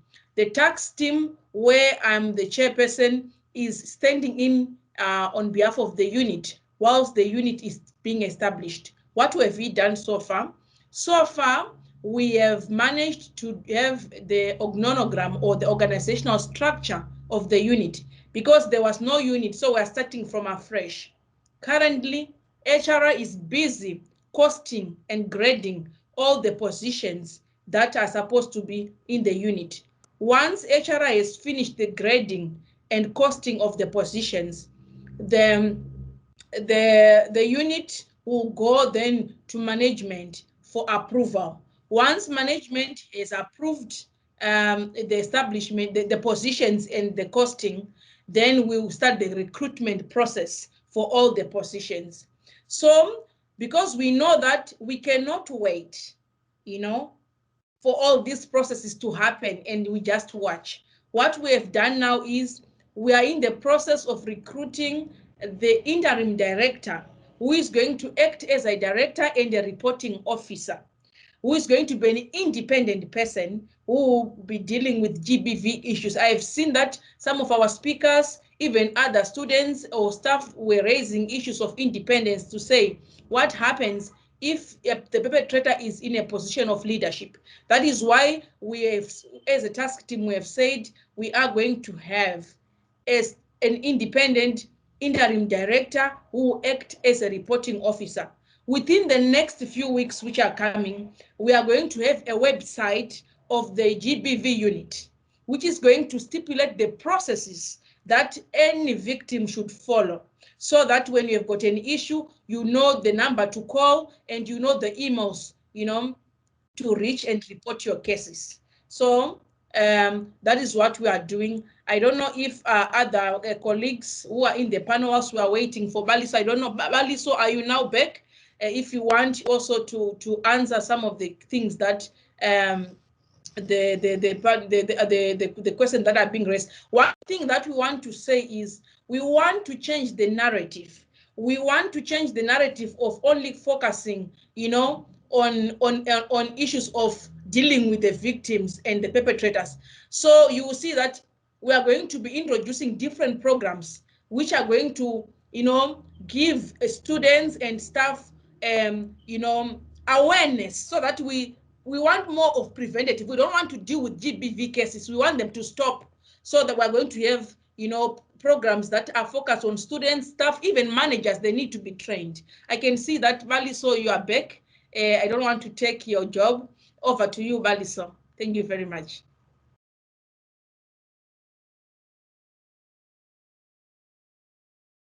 Can you please unmute?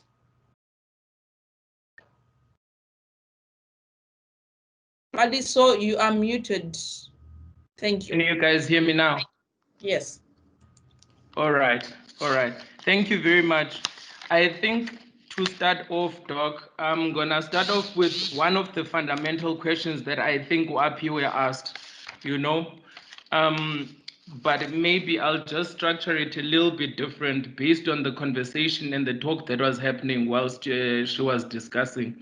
And the question goes like this: How does a structured system, or how do males that are benefiting from a structured system, then are they supposed to be given the privilege or to advocate when they are beneficiaries of a system that privileges them in the first place?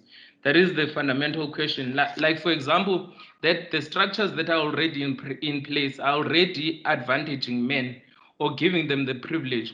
Then could it really be realized that we then have these systems which are in place to be restructured so that they can actually benefit the people that are victims within our institution? I think that was the first question.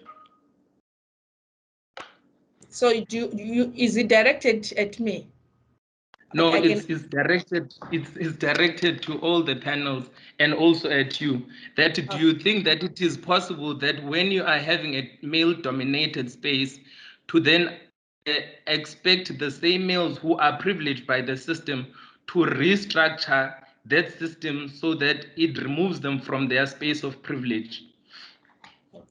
Thank you very much. Let me start. So as you can see, the university, we are coming from a place of, correcting, having corrective measures.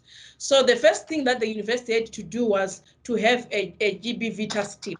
And within that task team, you realize that we have Mariana, who is a female. We have got myself, Dr. Rungani, who is the chairperson. We have got the Sisindibi, who comes from the Office of the Registrar, Legal Affairs. We have got Yolokazi, who is also a female. So it's more, balanced, because remember, what we are saying is gender-based violence does not only talk about females. It is, of course, it has affected a lot of our female, students, because they are the victims. But it's also affect about, we are talking about, in most instances, you see that most people who are perpetrators of GBV, they are broken inside.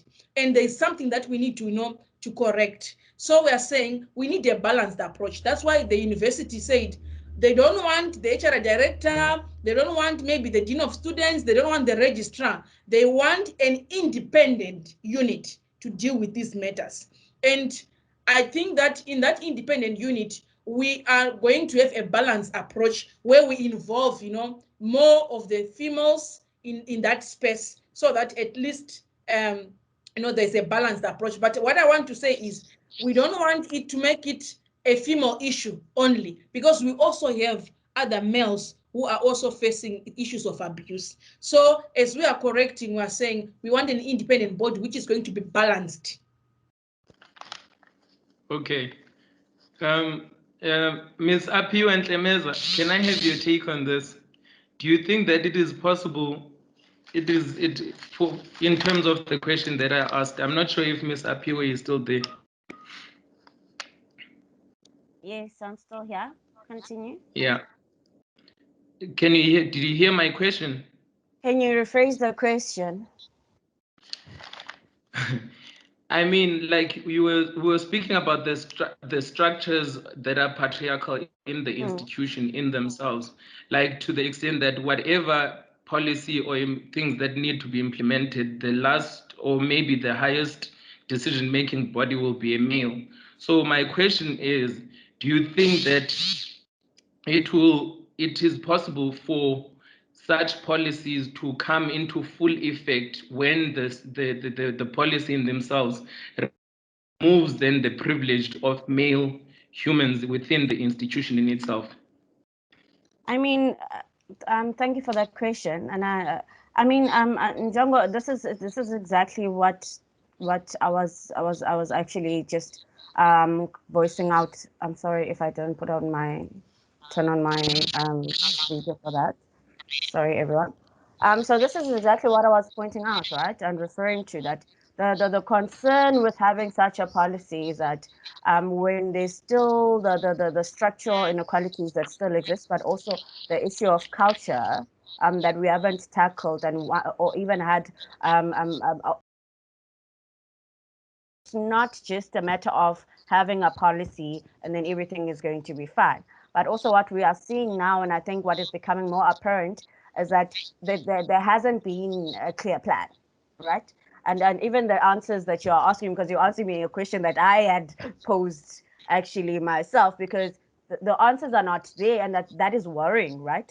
I am listening so much to Alan as well, and I understand when you're talking that there are women, right? Like let's we have an issue of downplaying what really is the current situation right now, right? There's limited amounts of women, and I haven't even mentioned Black women, right? In senior positions, right? And that's what we're saying. The few, that doesn't mean that that's what I mentioned when you said don't think that you're doing us a favor by putting us in those positions, because in most reality, and that's what I said, when we need to tackle the issue of the violence that is in this university, because it doesn't only just affect a junior staff, women staff members as well. And if we were being honest, the tribalism, the patriarchy, it also affects your Ellen, it also affects your Rihanna. And I know, and hence I made the comments of the same senior leadership that are also part of the formulation stage of the policy. And that's what is wrong, right? It starts there. And Mobi, you did make a point, right? That also creates the stereotypes. But also if you are in a position where these conversations should be uncomfortable. What is happening in the country is not comfortable, right? Being unsafe is not comfortable, and the mere fact that then there's no willingness, and this is what it's showing. There's no willingness to also, and even why I mentioned it's very important not to trigger even the same core that you are trying to empower, and that is the risk we've already put, that we know. A calculated risk that we know when we put in our Madoda there, that was what it would mean. But that's again what I'm trying to say, that the perpetuated violence that is systematized. Okay. And then I want to ask Usis Nwabisa a question. Usis Nwabisa seemed to highlight that the policy in certain instances, or when you look at it, it is non-pro survivors. Like, for example, when she was mentioning the issue of slut shaming and all these other things. But what I wanted to get a deeper understanding of is that, for example, what could be some of the fundamental structural drivers of GBV in the context of the university policy?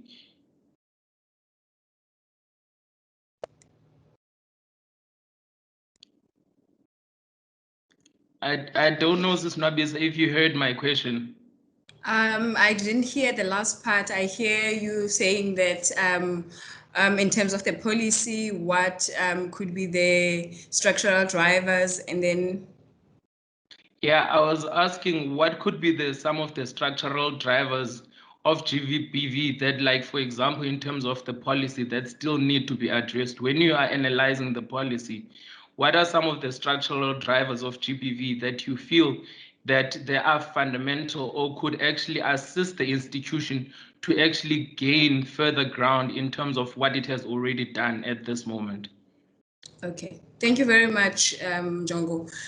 So I said earlier that the University of Fort Hare caters for the most rural part of the Eastern Cape, that most of the students that come to the University of Fort Hare are from the rural Eastern Cape, and most of them have never heard about the term gender-based violence. They know the violations of their rights, but they don't know, they can't coin it into one way that this actually is gender-based violence. So there is a lot of stereotypes, gender stereotypes that are attached to well, a certain gender is supposed to be acting this way, a certain gender is supposed to be acting this way. In order for me to get my way through, I need to use violence, I need to use force, and very dangerous notions and norms that have been normalized in our homes and in our communities. We are coming with all those and coming to the University of Fort Hare and still continuing, and then finding out the University of Fort Hare is very enabling for me to continue with these dangerous stereotypes that I hold and these norms and whatever that I've normalized where I come from, and this patriarchal view of what is the right thing and what is not the right thing. So for me, I feel that the University of Fort Hare needs to invest a lot in education. I feel like it needs to invest a lot in prevention. And prevention means that everybody should be aware of what is gender-based violence. They should be aware that when I do this, I am violating someone else's rights. When I do this, I am doing something wrong. Because I think something that we have been trying and failing several times to make people understand is the issue of consent. A simple, very important thing is consent, because the person feels that they are entitled to the other person's body because of who they are and what they think that they are deserving. So for someone to be struggling with a simple concept as such as consent, then you ask yourself, Uguti, what is this person capable of doing outside of this space? Because I remember the very many dialogues that we've been to with the University of Fort Hare, and you find that mostly men don't understand what consent is. No matter how many times you try to make this person to understand what consent is, you just can see that from the facial expression. Even if the person says, oh, I've heard you, but you could see that the person does not understand the importance of consent. And even after they are done, when they come to you, they would be like, hi, but I didn't know that I was actually violating someone else. So if the University of Fort Hare needs to gain ground in this and actually wants to make sure that this goes further than what we actually, as the people that started the conversation, goes further than that, it needs to address the issue of educating young people that come to the University of Fort Hare. And I cannot emphasize this enough, that sensitization is not a matter of people that are coming in, but it is also about the sensitization of people that are already in, because they actually could be gatekeepers of actually making or making this policy a success. Because just because someone is a staff member at the University of Fort Hare, it does not mean that they are aware what is going on. There's a lot of people my age, older than me, way older than me, that are actually not aware of what it means to be violated, like what it means to have your human rights violated. So sensitization for me, I feel like it is going to be very important, because we cannot only have systems in place for reporting something that has already happened, but we should have systems in place that are seeking to address it from actually happening. Because I think someone has been saying that at their residences, this is where the hub of the gender-based violence is happening, at the University of Fort Hare. And I am also a witness of how things are happening at the University of Fort Hare residences, where so many people got away with beating their girlfriends. They have raped them, and they have been justified, and it has been said it is an issue of propaganda. You are just jealous, or you are whatever. And it has set a precedent for many students not to report. And people would rather report to an outside organization than to actually come forward and say, I have been raped and this has happened to me. And as Masmanyane, we have a lot of University of Fort Hare students that have been raped, that have been sexually assaulted, that have been beaten up. Intimate partner violence at the University of Fort Hare is the hub. Like, it's so toxic, it's not even funny. So education, education, education, and prevention. Okay, thank you, Sis Nabisa. Doc, I'm gonna come to you before I go to Amadota. There's a question that was asked from one of our people that are actually one of the students, I believe. And then the question is there anyone who represents the LGBTQI community in your current committee when it comes to the whole gender-based violence committee? Thank you very much, Jongo. At the moment, the representation of the GBV unit, it comes from the Office of the Dean of Students, then it goes to the HRM, and then we've got SRC, which represents students. And then we've got student organizations such as Standards One, which are also part of our of the unit. We don't have any representation, but what we do is we normally invite, if there is an issue that pertains such kind of issues, we invite guests on such. So they wanted to make the unit, the task team more, a bit smaller. That's why they said now the SRC normally is the one that represents students. But I've seen that a lot of people were commenting, maybe it's something that needs also to be done, that if we have also invited other student bodies which stands on students' rights, we have an obligation to also invite, the LGB in that. Yes, so we on our part, I think it was an error that it needs to be corrected. Thank you. Okay, thank you. And then I'm gonna go to Unansika Madoda. Madoda, there's a question that I'd like to inquire on, but before I ask that question, there's a question that I feel is very important before we actually go to Madoda. I think it's for the advocates, SRC advocate. Who the question goes, the SRC, what policies do they have in place to deal with SRC members that are reported for sexual harassment? And SRC members have also, because SRC members have also been implicated in the abuse of students. And I can vouch for this because I know that last year we had an issue with the SRC president that was released from his duties based on allegations of sexual harassment and so forth. So I'm not sure if Ms. Badu is here, but I'd like just to know if is there any such policy within the SRC that actually addresses the issues of sexual harassment? Hi, Jongo. I'm not part of the SRC, so I wouldn't really be able to answer that. I think somebody, the person delegated by the SRC Transformation and Gender Officer should be able to answer that. I'm not sure. Nobu, is the SRC here? Sorry, Jongo. Kanye, I'm not sure he's back from his meeting, but he did delegate Tipose to Dondwana, who's Tybos. He's going to be able to answer the questions. Tybos, are you with us?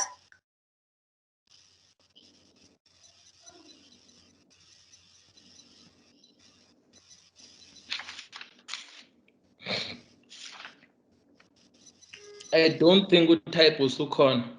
Yeah, so no, he's not with us. Rihanna has a suggestion. Jongo, can you please take Rihanna? Okay. Yes, Miss Doc. I just want to say that it's a really big problem that our SRC gender officer delegated this to someone else. We should really start taking it seriously.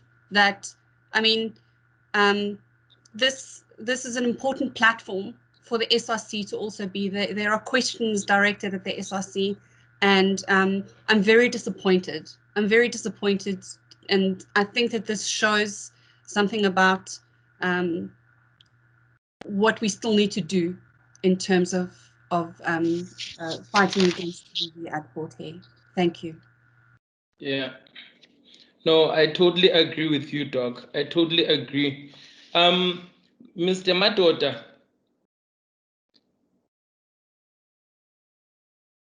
I'm not sure if Matota is still around, but I wanted to actually ask, considering, would we say that maybe is the university has been somehow implicit in terms of the male child, in considering the male child in this whole dilemma? Because I think there are so many forms of violence that are there. And sometimes it's the male to male violence, sometimes it's the male to female violence, sometimes it's the female to male violence. And I just wanted to ask him, what does he think about, for some, in certain instances whereby there are cases of male children that actually report these cases, their own cases in certain instances of maybe male on male violence. For example, a male that is from the LGBTQI community who goes and reports to the securities, but their issues are unattended to. And then also wanted to ask that, could this silence sometimes from the institution, could it also have resulted in the so many male deaths that we got to see yesteryear, which is last year?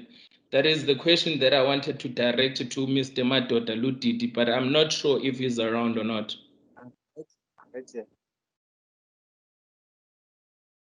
So, Madoda, yeah. Yeah, you see, we need to do away with the tendency to limit our conversations when we start dealing with who's responsible for what, right? So the question of if an institution bears even a little bit of complicity in the rise and success of problems such as gender-based violence, regardless of who it affects, should be obvious, right? And I think this ties in with the other questions of structural issues and how they hamper the potential of the policy. One of the first issues, of course, is the persisting existence of and likely existence of individuals who have been perpetrators in the past and have never gone punished within the system somewhere. And this is what policy should be at its best trying to achieve, that is to catch people in their gatekeeping. You see, the policy should protect not only individuals, but it should protect itself when it is challenged by individuals, so that it can continue to be a useful tool in what we're trying to achieve. In my own personal experience, I'd say that there's definitely increasing prevalence of people speaking out about their experiences with gender-based violence, and that is to say men, particularly those in the LGBTQI plus community. And if you look at the corresponding records of who has reported, you will find that they are a very small, embarrassingly small demographic in the reported stats. And this has to be as a result of severe underreporting. So I, in my own assessment and analysis, would say most certainly it's institutions that are producing offenders. Offenders don't creep out of some swamp in the middle of the night, go into our university and do their dirty work and then disappear again. It is the same institutions, it is our residences, it is our homes back in our communities that are producing these monsters. And these monsters are not monsters per se, it is very normal people in every other regard. So, yeah, we must hold the institution, and that is to say, all of us accountable for this. And the main structural element that is providing this problem, or providing this problem with the fertile ground to succeed, is what I like to call access points. Who are the decision makers really listening to? Is it possible for someone in a residence who's been violated to really get their issues dealt with expeditiously at the very top level? Is it possible for someone, even if they are not victims, let's say some type of bystander, who can see strategies that could be applied to assist the problem, to really get those suggestions to be implemented in any way? The structure is that you must go through SRC. And SRC has always been a very rigid, slow, and sometimes apathetic membrane between students and decision makers. Case in point is how seriously they treat some of these engagements. So the first thing that you must look at is the institution and the institutions that are within the institution or around the institution, the community, our peer groups, our classrooms, our everything. That's what the problem is. This is what we are here for. We're here to say that in order to deal with this thing, we need to transform who we are, where we are, and then move forward from there. Okay. Doc, I'd like to pose a question to Dr. Ellen Rungani. Doc, there are cases whereby, for example, a first-year student is coming to register or is actually coming to look for a school within the university or to get accepted by the University of Fort Hare, especially the period whereby these students are coming from grade 12 trying to get into the university. And maybe it was me, but I didn't see anything that speaks to that, those students that before they even enter or access the system, they are considered normal or ordinary community members. But when they get here, you find that certain people within political positions will use their power to rape these students, to do a sexual exchange favors and all such things. Now, what I wanted to understand is that, is it possible that with the university, someone, or there could be a monitoring mechanism that is in place that is able to look equally for the welfare of these students that are actually coming to get placed within our university, so that even if they do not get space, but they don't become victims of sexual assault or whatever it is that actually happened in that period whereby students are actually looking for school. Thank you very much. So you are talking about students when they are coming to, let's say, matric students who are not yet our official students, but they are coming, our prospective students. So so currently the policy, it deals with any kind of sexual harassment, any kind of gender-based violence that happens within the university premises, and also that happens to any official university, event, wherever it happens. And so with what we normally do is we deal with stakeholders. So our community itself, even the prospective students, they are our stakeholders, because they are our future students. Yes, I know that currently we don't have any protection of our students who are coming from Norway, like someone coming from Tata, and they come here at 4th year, and some of them, they get abused because they don't even have anywhere to to reside, and when they are coming. So I think those are some of the things that we need to look at. Remember, this process that we have started is just the beginning, where we're having an introspection as a university to say what are we doing wrong, and what are the corrective actions are we supposed to make going forward. So this lecture is not an end, but it is a beginning of a conversation that we are making, so that we involve. I heard one of our speakers said we need to not to operate in silo. We need to operate even with community leaders. We need to operate, even with, outside stakeholders, because this thing does not start at 4th year. It starts even in a taxi, where a student is coming, from King Williamstown, or where a student is in a bus. So we need, our stakeholders, so that when we come, we have got a policy which, which is well balanced. As it is right now, our policy is more, it's looking inward, where it's focusing more at 4th year. But as what the other speaker said, to say it starts from our homes. What is our responsibility as a university? For those people who are not even our students, but our community members. So it's a gap that is within our policy that we need to look at. I've jotted it down so that when we look at, further engagements, we see how we can make corrective action, going forward. Yes. Okay, thank you, Doc. The reason why I was raising this question is because I was analyzing one of the things Usis Nwabis actually highlighted, the proactivity then rather than a reactive steps that we need to actually take in certain instances. So we are aware that there's a possibility that these things might happen. But I think the last question that I'd like to ask before Yolo takes over and finishes. Yeah, I'm so sorry. I'm so sorry, Jongo.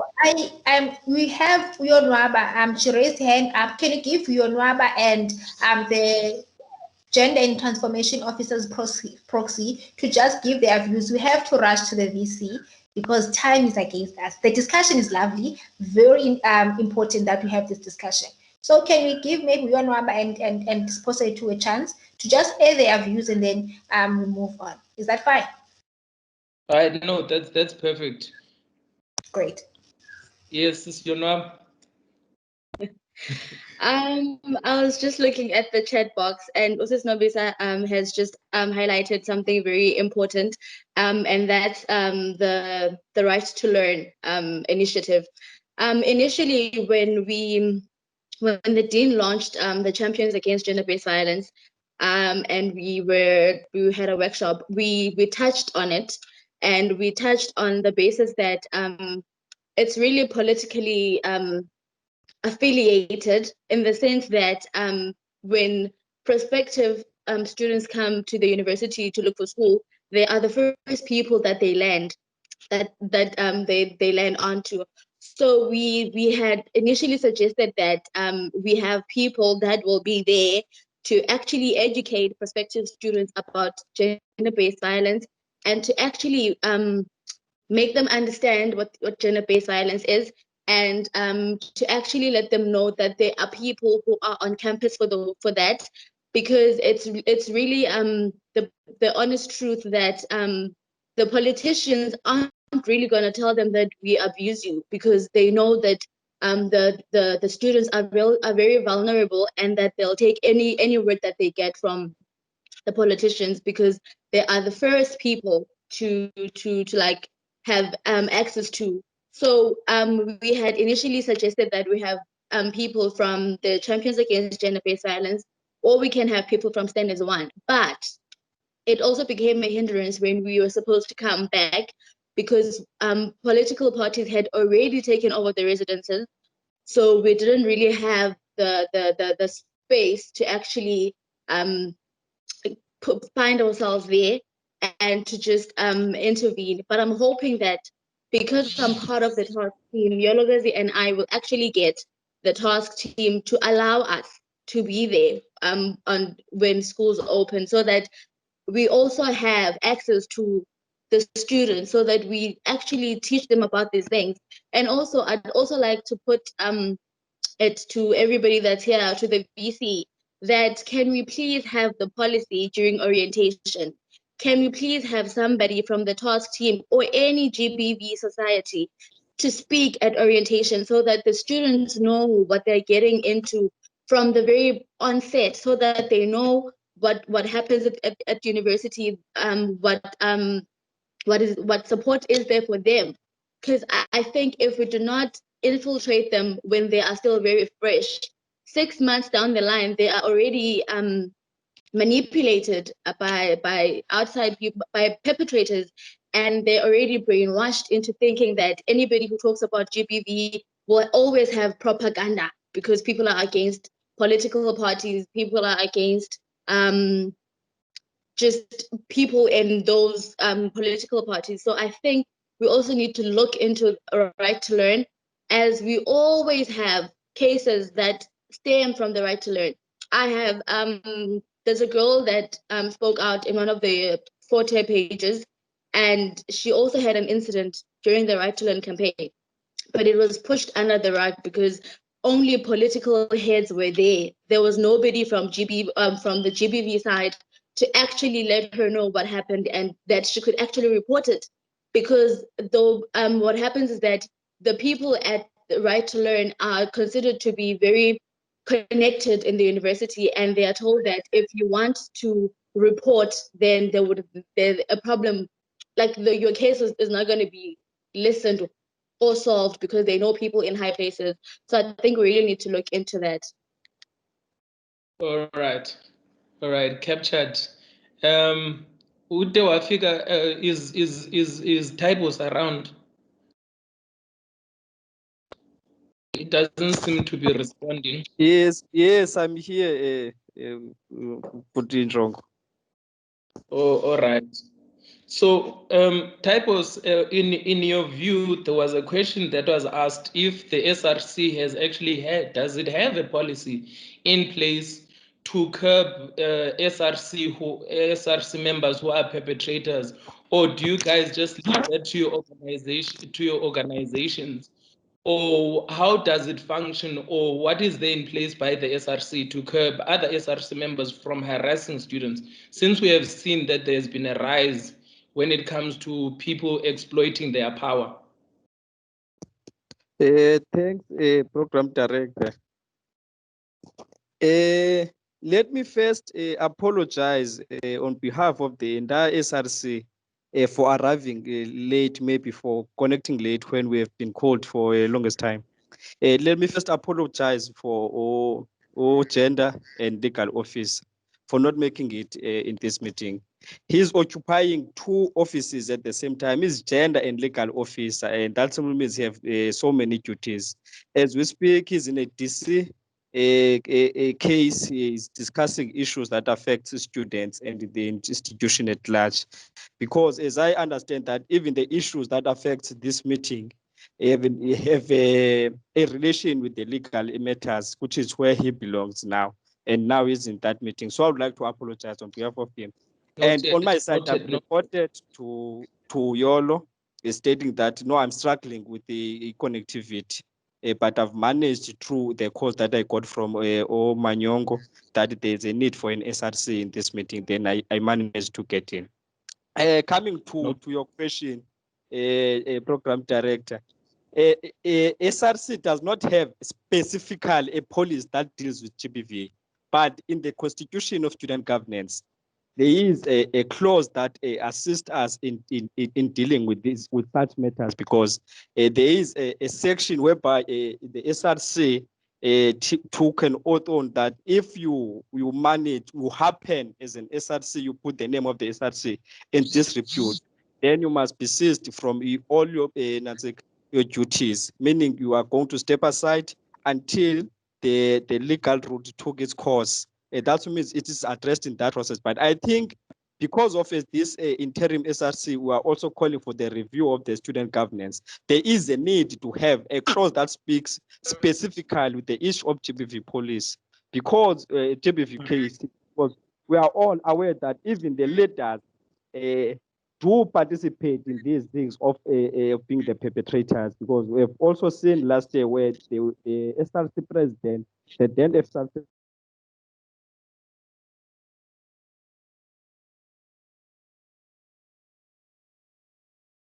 president was so it's important to have that. But for now, President, I can say that we do not have a police that's with the issue of GBV, but the SRC constitution deals with these issues direct. So Okay, I think I've answered your question on that. Can I quickly have a follow-up, Yolokazi? I want to get an understanding that in terms of cases that have been reported vis-a-vis cases that have been resolved, what is the statistic? What is the ratio? How many cases do get reported per year? And how many cases do you as the SRC actually follow up to ensure that the students' welfare is always kept in mind and everything goes according to plan? Sorry, Program Director, can you repeat your question? I don't know whether it's my network connectivity on my side or on your side. Okay, my question is, when it comes to the reporting, yes, the reporting of gender-based violence cases vis-a-vis the resolving of the cases themselves, how do we stand? What is the ratio? Do we have more cases that are reported and not resolved, or do we have more cases that are reported and equally resolved? Or how do we stand statistically? And then what have you done as the SRC to ensure that cases that have been reported have been resolved, as to ensure the welfare of students post them having reported their issues? I don't know if you heard my question. Yes, I think I captured you. If maybe I've captured you incorrectly, so you correct me when I'm responding to question. I think, Program Director, I can safely say that the cases that have been reported are many, or they are the majority than the resolved cases, because ever since I've came to University of Fort or participated in these activists of fighting gender-based violence and all other issues that are affecting the Fort community, there are few cases, if there is one, that have been resolved that affect that speak directly with the issue of GBV. Even, for example, the issue of the case of the two former presidents of the SRC who I would love to call them even their names, Andile Gama, and the case of Ukamche Alungile, which was reported last year. They have not yet resolved, both of them. And that means there's an issue with the people who are sitting in those panels. They do not resolve these issues. And as this interim SRC will raise that issue immediately after we've entered the office to the student affairs, the process of the disciplinary committees. These issues, if there is a case that has been reported of a student that has been perpetrated by other students, or staff members, these cases must be dealt with fast, quickly, so that they can be resolved, so that the justice can be served. Because it might happen that in other cases, the perpetrator, through the legal course, found innocent, but the student have been excluded from university issues for more than a year, but the case have not yet been attended to, or it have just started but have not yet concluded. So, like even the people who form part of and parcel of this committee to assist us in fast-tracking such processes, we have also returned to the relevant stakeholders but we'll do a follow-up through the Office of Gender Officer and Legal. I don't know if I've captured all your questions, Program Director. Thank you. Thank you, SRC. I believe, Ms. Yolo, that I will be handing over back to you.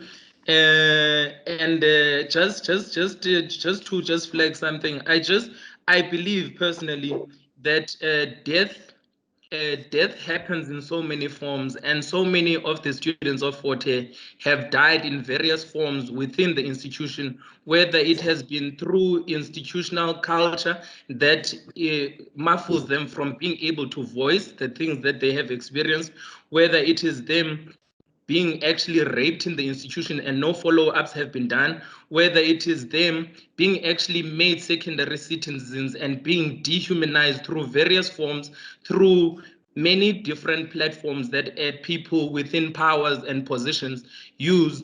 But at the end of the day, all I know is that it is very difficult for our students to be able to transition, whether it is students or staff, to transition within the university into the community to become responsible citizens when we have killed them as an institution to begin with. So I think it is a fundamental thing that we need to change as a society. It is something that we need to change as this institution, and it is something that I hope the gender-based violence policy of the university will be able to address, so that we have less deaths, so that ultimately we don't have these non-participative citizens in our country solely based on something that was done within our institutions and SRCs that end up become bosses, that end up allowing people into positions or workplaces only on the basis of sexual exchanges. So I'm hoping that through this policy, we'll be able to create a more informed and educated society out of Forte. Thank you very much. And thank you for the session, leadership. Thank you so much, Njongezinhle. That was wonderful. Thank you so much to our panelists, Dr. Ellen Rungani Yonwabambadu, the SRC Community Outreach Officer, Taibos, known as Taibos, but his name is Siposetu Dontwana, and hoping that the university, the Student Governance Department in particular, will be at the forefront of reviewing the student governance policy, constitution rather, to ensure that SRC members take full responsibility of the policy and they are guarded against implicating themselves in gender-based violence. Now we'll head over to our Vice Chancellor, Professor Sakela Buhlungu. And a lot of questions have been brought up, VC. I'm sure, I'm hoping, not sure, when you do your vote of thanks, you'll be just able to just answer a few questions that people have raised and concerns. Because now I see that Osis Nofundo is saying that it's very difficult for students to arrive for that orientation day and then they don't have accommodation. Therefore, they end up being preyed on by the perpetrators of gender-based violence. And also, Aphiwe Ntlemeza's question, making sure that when the line manager or the senior management is implicated in gender-based violence, how do we then make sure that the perpetrator is dealt with accordingly? So the Vice Chancellor, the camera and the microphone is all yours. Please thank us for being here today and, of course, championing the gender-based violence policy.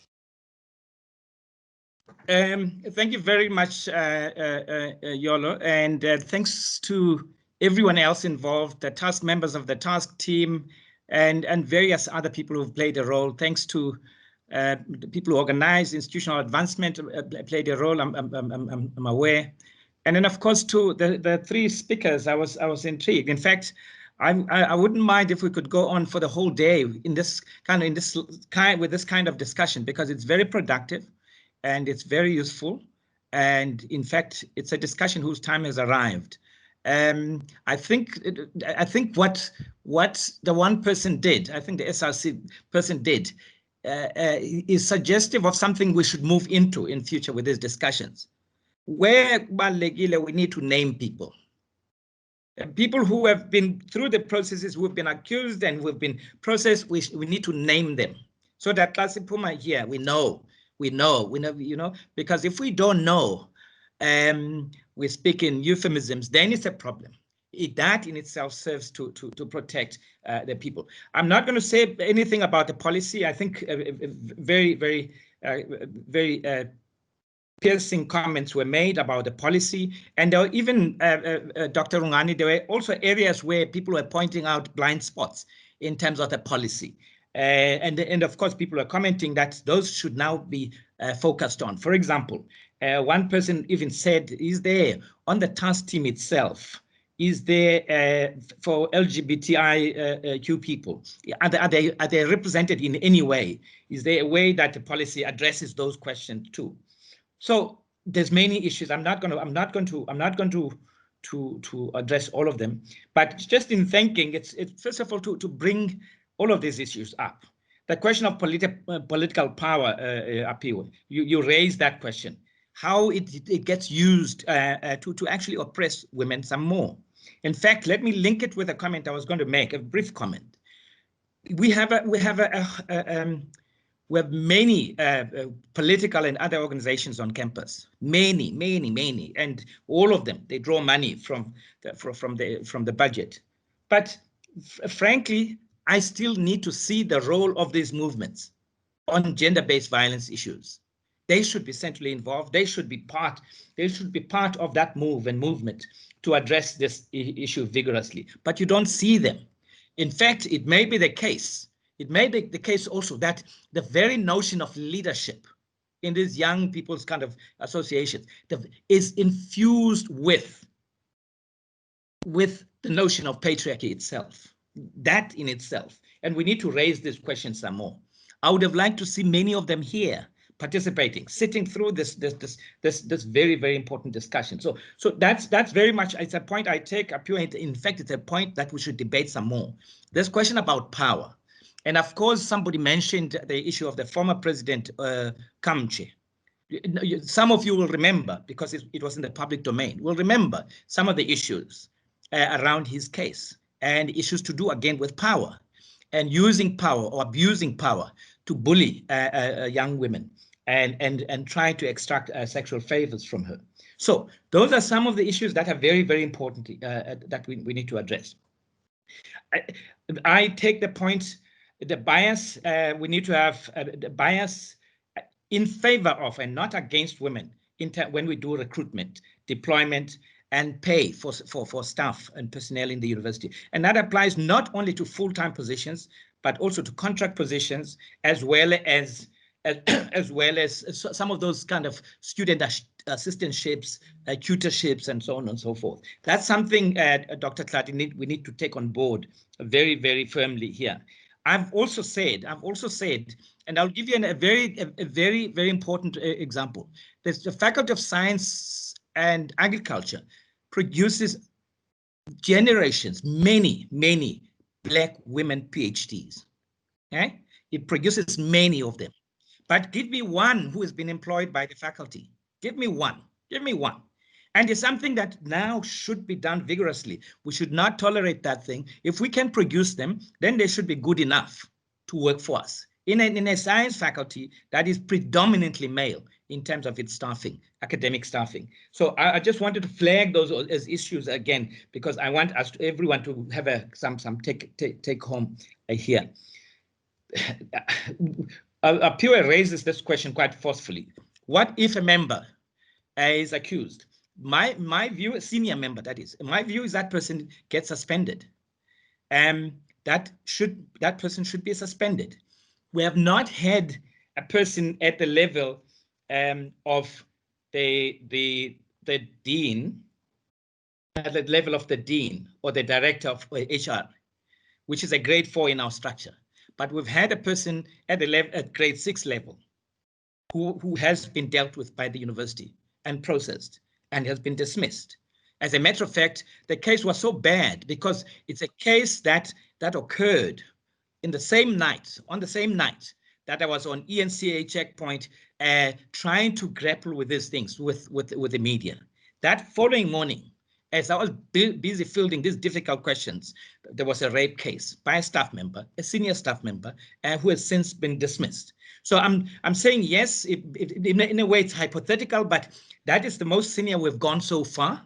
And I know some of them, if we bring them on, bring the evidence up, we're going to act with them, or act against them. There's no question about that. It's not a question of whether, it's a question of, do we have the information? Do we have the evidence? So that's very important. Both Nwabisa and Apua raised something which has been bugging me hugely, which has been bugging me very, very big. Those UFH student Facebook pages.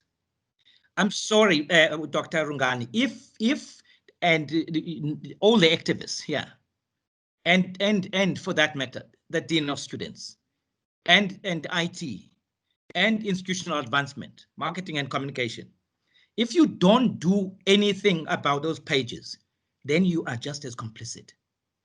Those are kind of pressure cooker points of misogyny, of sexism, of sexual violence, of sexual harassment, and plain racism. People have been called derogatory names there. Derogatory names by students who are known. Now, the question is freedom of association, yes. Freedom of speech, yes. But not hate speech, not hate kind of language, not discrimination, and not the promotion of GBV. And so the administrators of those pages, who are UFH students, if something like that, they should be taken on immediately, and they should be made 100% liable and responsible for any misogynistic and patriarchal and GBV kind of stuff that emanates from those pages. It cannot be allowed to stand. We're sitting here now talking. I bet you very soon we're going to have on those pages people making total fun and poking fun at some of the things that have been said here by yourselves, by myself, and everybody. So somebody has to do something, therefore, about that. Somebody has got to do something, and I don't know what I don't want to prescribe, but I'm saying that if you're serious about addressing these things, then go right there, start there. It's bad, it's terrible, it's toxic, it's violent. So those are the issues. I mean, the other thing I thought I should address is this question. Sorry, I'm about to end now. I have a meeting in 3 minutes. One of the issues which I find preposterous in this environment is that when there are some of these cases, you will hear staff members, adults, defending these cases, defending GBV kind of cases. Eh? People defending staff members who've been accused and charged of sexual harassment. Senior staff. We know it. People try to scratch around and find all sorts of kind of shady kind of scraps of evidence to defend. For as long as we allow that amongst the student body, amongst staff, amongst junior people, senior people, contractors, everybody, then we're not addressing this well enough. So the question of somebody, Mr. Mwami, on the pages raised the question about alcohol. Could it be that alcohol is a driver? Alcohol and other substances. Could it be that they're a driver? I'm not sure. I'm not sure about that. But fact is, whether or not, that's something that we should apply our minds on. But we're not the only university campus or campuses that have alcohol around them. So let's think about it. Rihanna on the chat page also raised something about the thing of mixed residencies. And she's posing it as a question. Would it be an issue? Would it have an impact if the allocation of raises was separated, such as it was in our time when we went to university? So anyway, I have a whole lot of other things here that I would like. I've heard the thing about the 24-hour hotline. I've heard many other suggestions. The fact of the matter is there are no excuses for GBV, and no excuses for perpetrators whatsoever. And the smallest should be taken just as seriously as we take the biggest kind of offenses, only to deal with it differently with it in terms of sanctions. So just in conclusion, I must just say then how appreciative and how happy I am about this discussion. I sat in right from the start, and we actually, not for this reason, but we pushed out another meeting of ours so that we could be here. I got disconnected, and I was very frantic trying to reconnect. Thanks very much. I wish I could suggest, if it was for me, I would say let's have a part 2 of this dialogue. Let's have part 2 at some point. And especially because of the time now, I mean, I was impressed that at the highest, we had about 88 people attending this, 88 people. I mean, that is a lot, and that's a lot of interest. Some of them are people from outside, guests from outside UFH, and I'm thrilled that we're going to do this. Of course, the implementation of some of the areas of the policy are now going to come on stream. And once again, I'm very pleased by, rather I should pay tribute to the task team, Dr. Olofsen, Dr. Rungani, and the other members of the task team for the work that they're doing, and for being a conscience that keeps tugging at all of us in the university. And once again, thanks everyone. I suppose then, thanks to you, Yologazi, for being the driver, and to Njongo and others. Thanks so much. Thank you so much, VC. This was much appreciated. Thank you so much for highlighting the most important things. And I know Dr. Rungani said this is the first of many. So this is not the only discussion that we're going to be having. I'm sure before we establish the unit, we're going to have more and more of this discussion so that people can be sensitized, people can know why do we have this policy, and for everyone to champion it. Thank you so much, Vice Chancellor, for those words. And I would like to thank everyone for joining this conversation and making sure that the University of Fort Hare is a better place for us all to live. And of course, please note that the policy is not the end itself. The policy, it is a means to an end. So the journey does not end here. We yet to go further and further and further, making sure that our institution produces the best of citizens South Africa has, and the world has ever seen. Thank you so much, guys. I would like to thank our technical team, Tom Wilson, Team Wilson. Thank you so much for your amazing technical skills. You always picked on problems and try to solve them as soon as you can. And of course, the advancement. Thank you so much, guys, for making sure that this event becomes a reality. And of course, our task team. Our work does not end here. We still have a lot to do. Thank you so much, Dr. Rungani, Dr. Olofsen, TV, Dr. Belita. Thank you so much.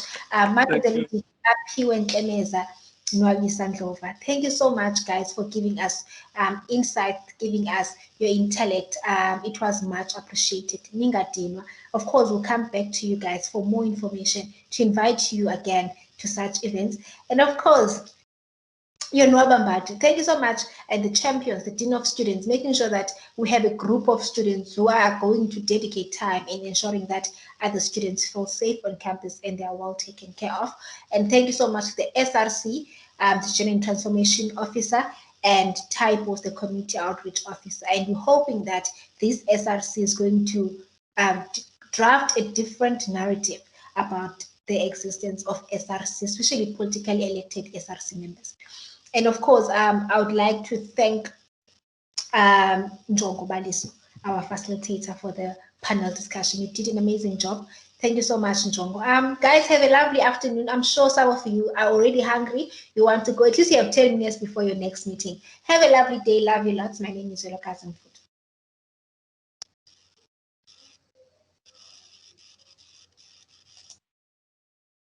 Well done, Yolo. Well done, Yolo. Well done, Yolo.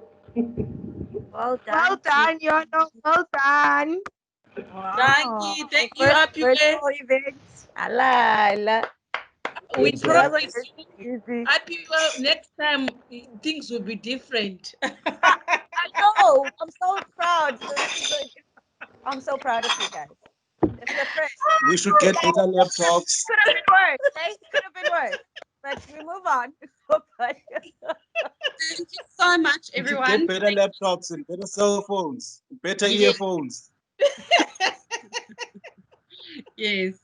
Thank you very much, everyone. Thank you. Thank you, guys. Bye, guys. Bye. Dr. Kyati, thank you. Mama Mfundo, siyabonga. Mamo. We mama ho, siyabonga. Hey, you are here.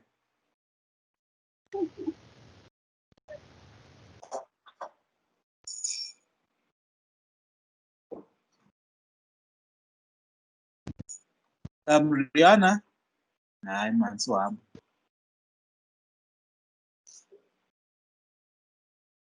Yeah, I'm still here.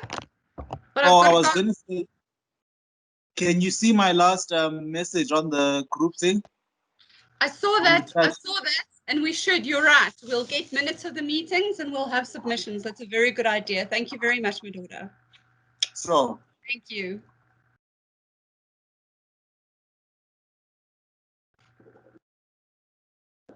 Shop.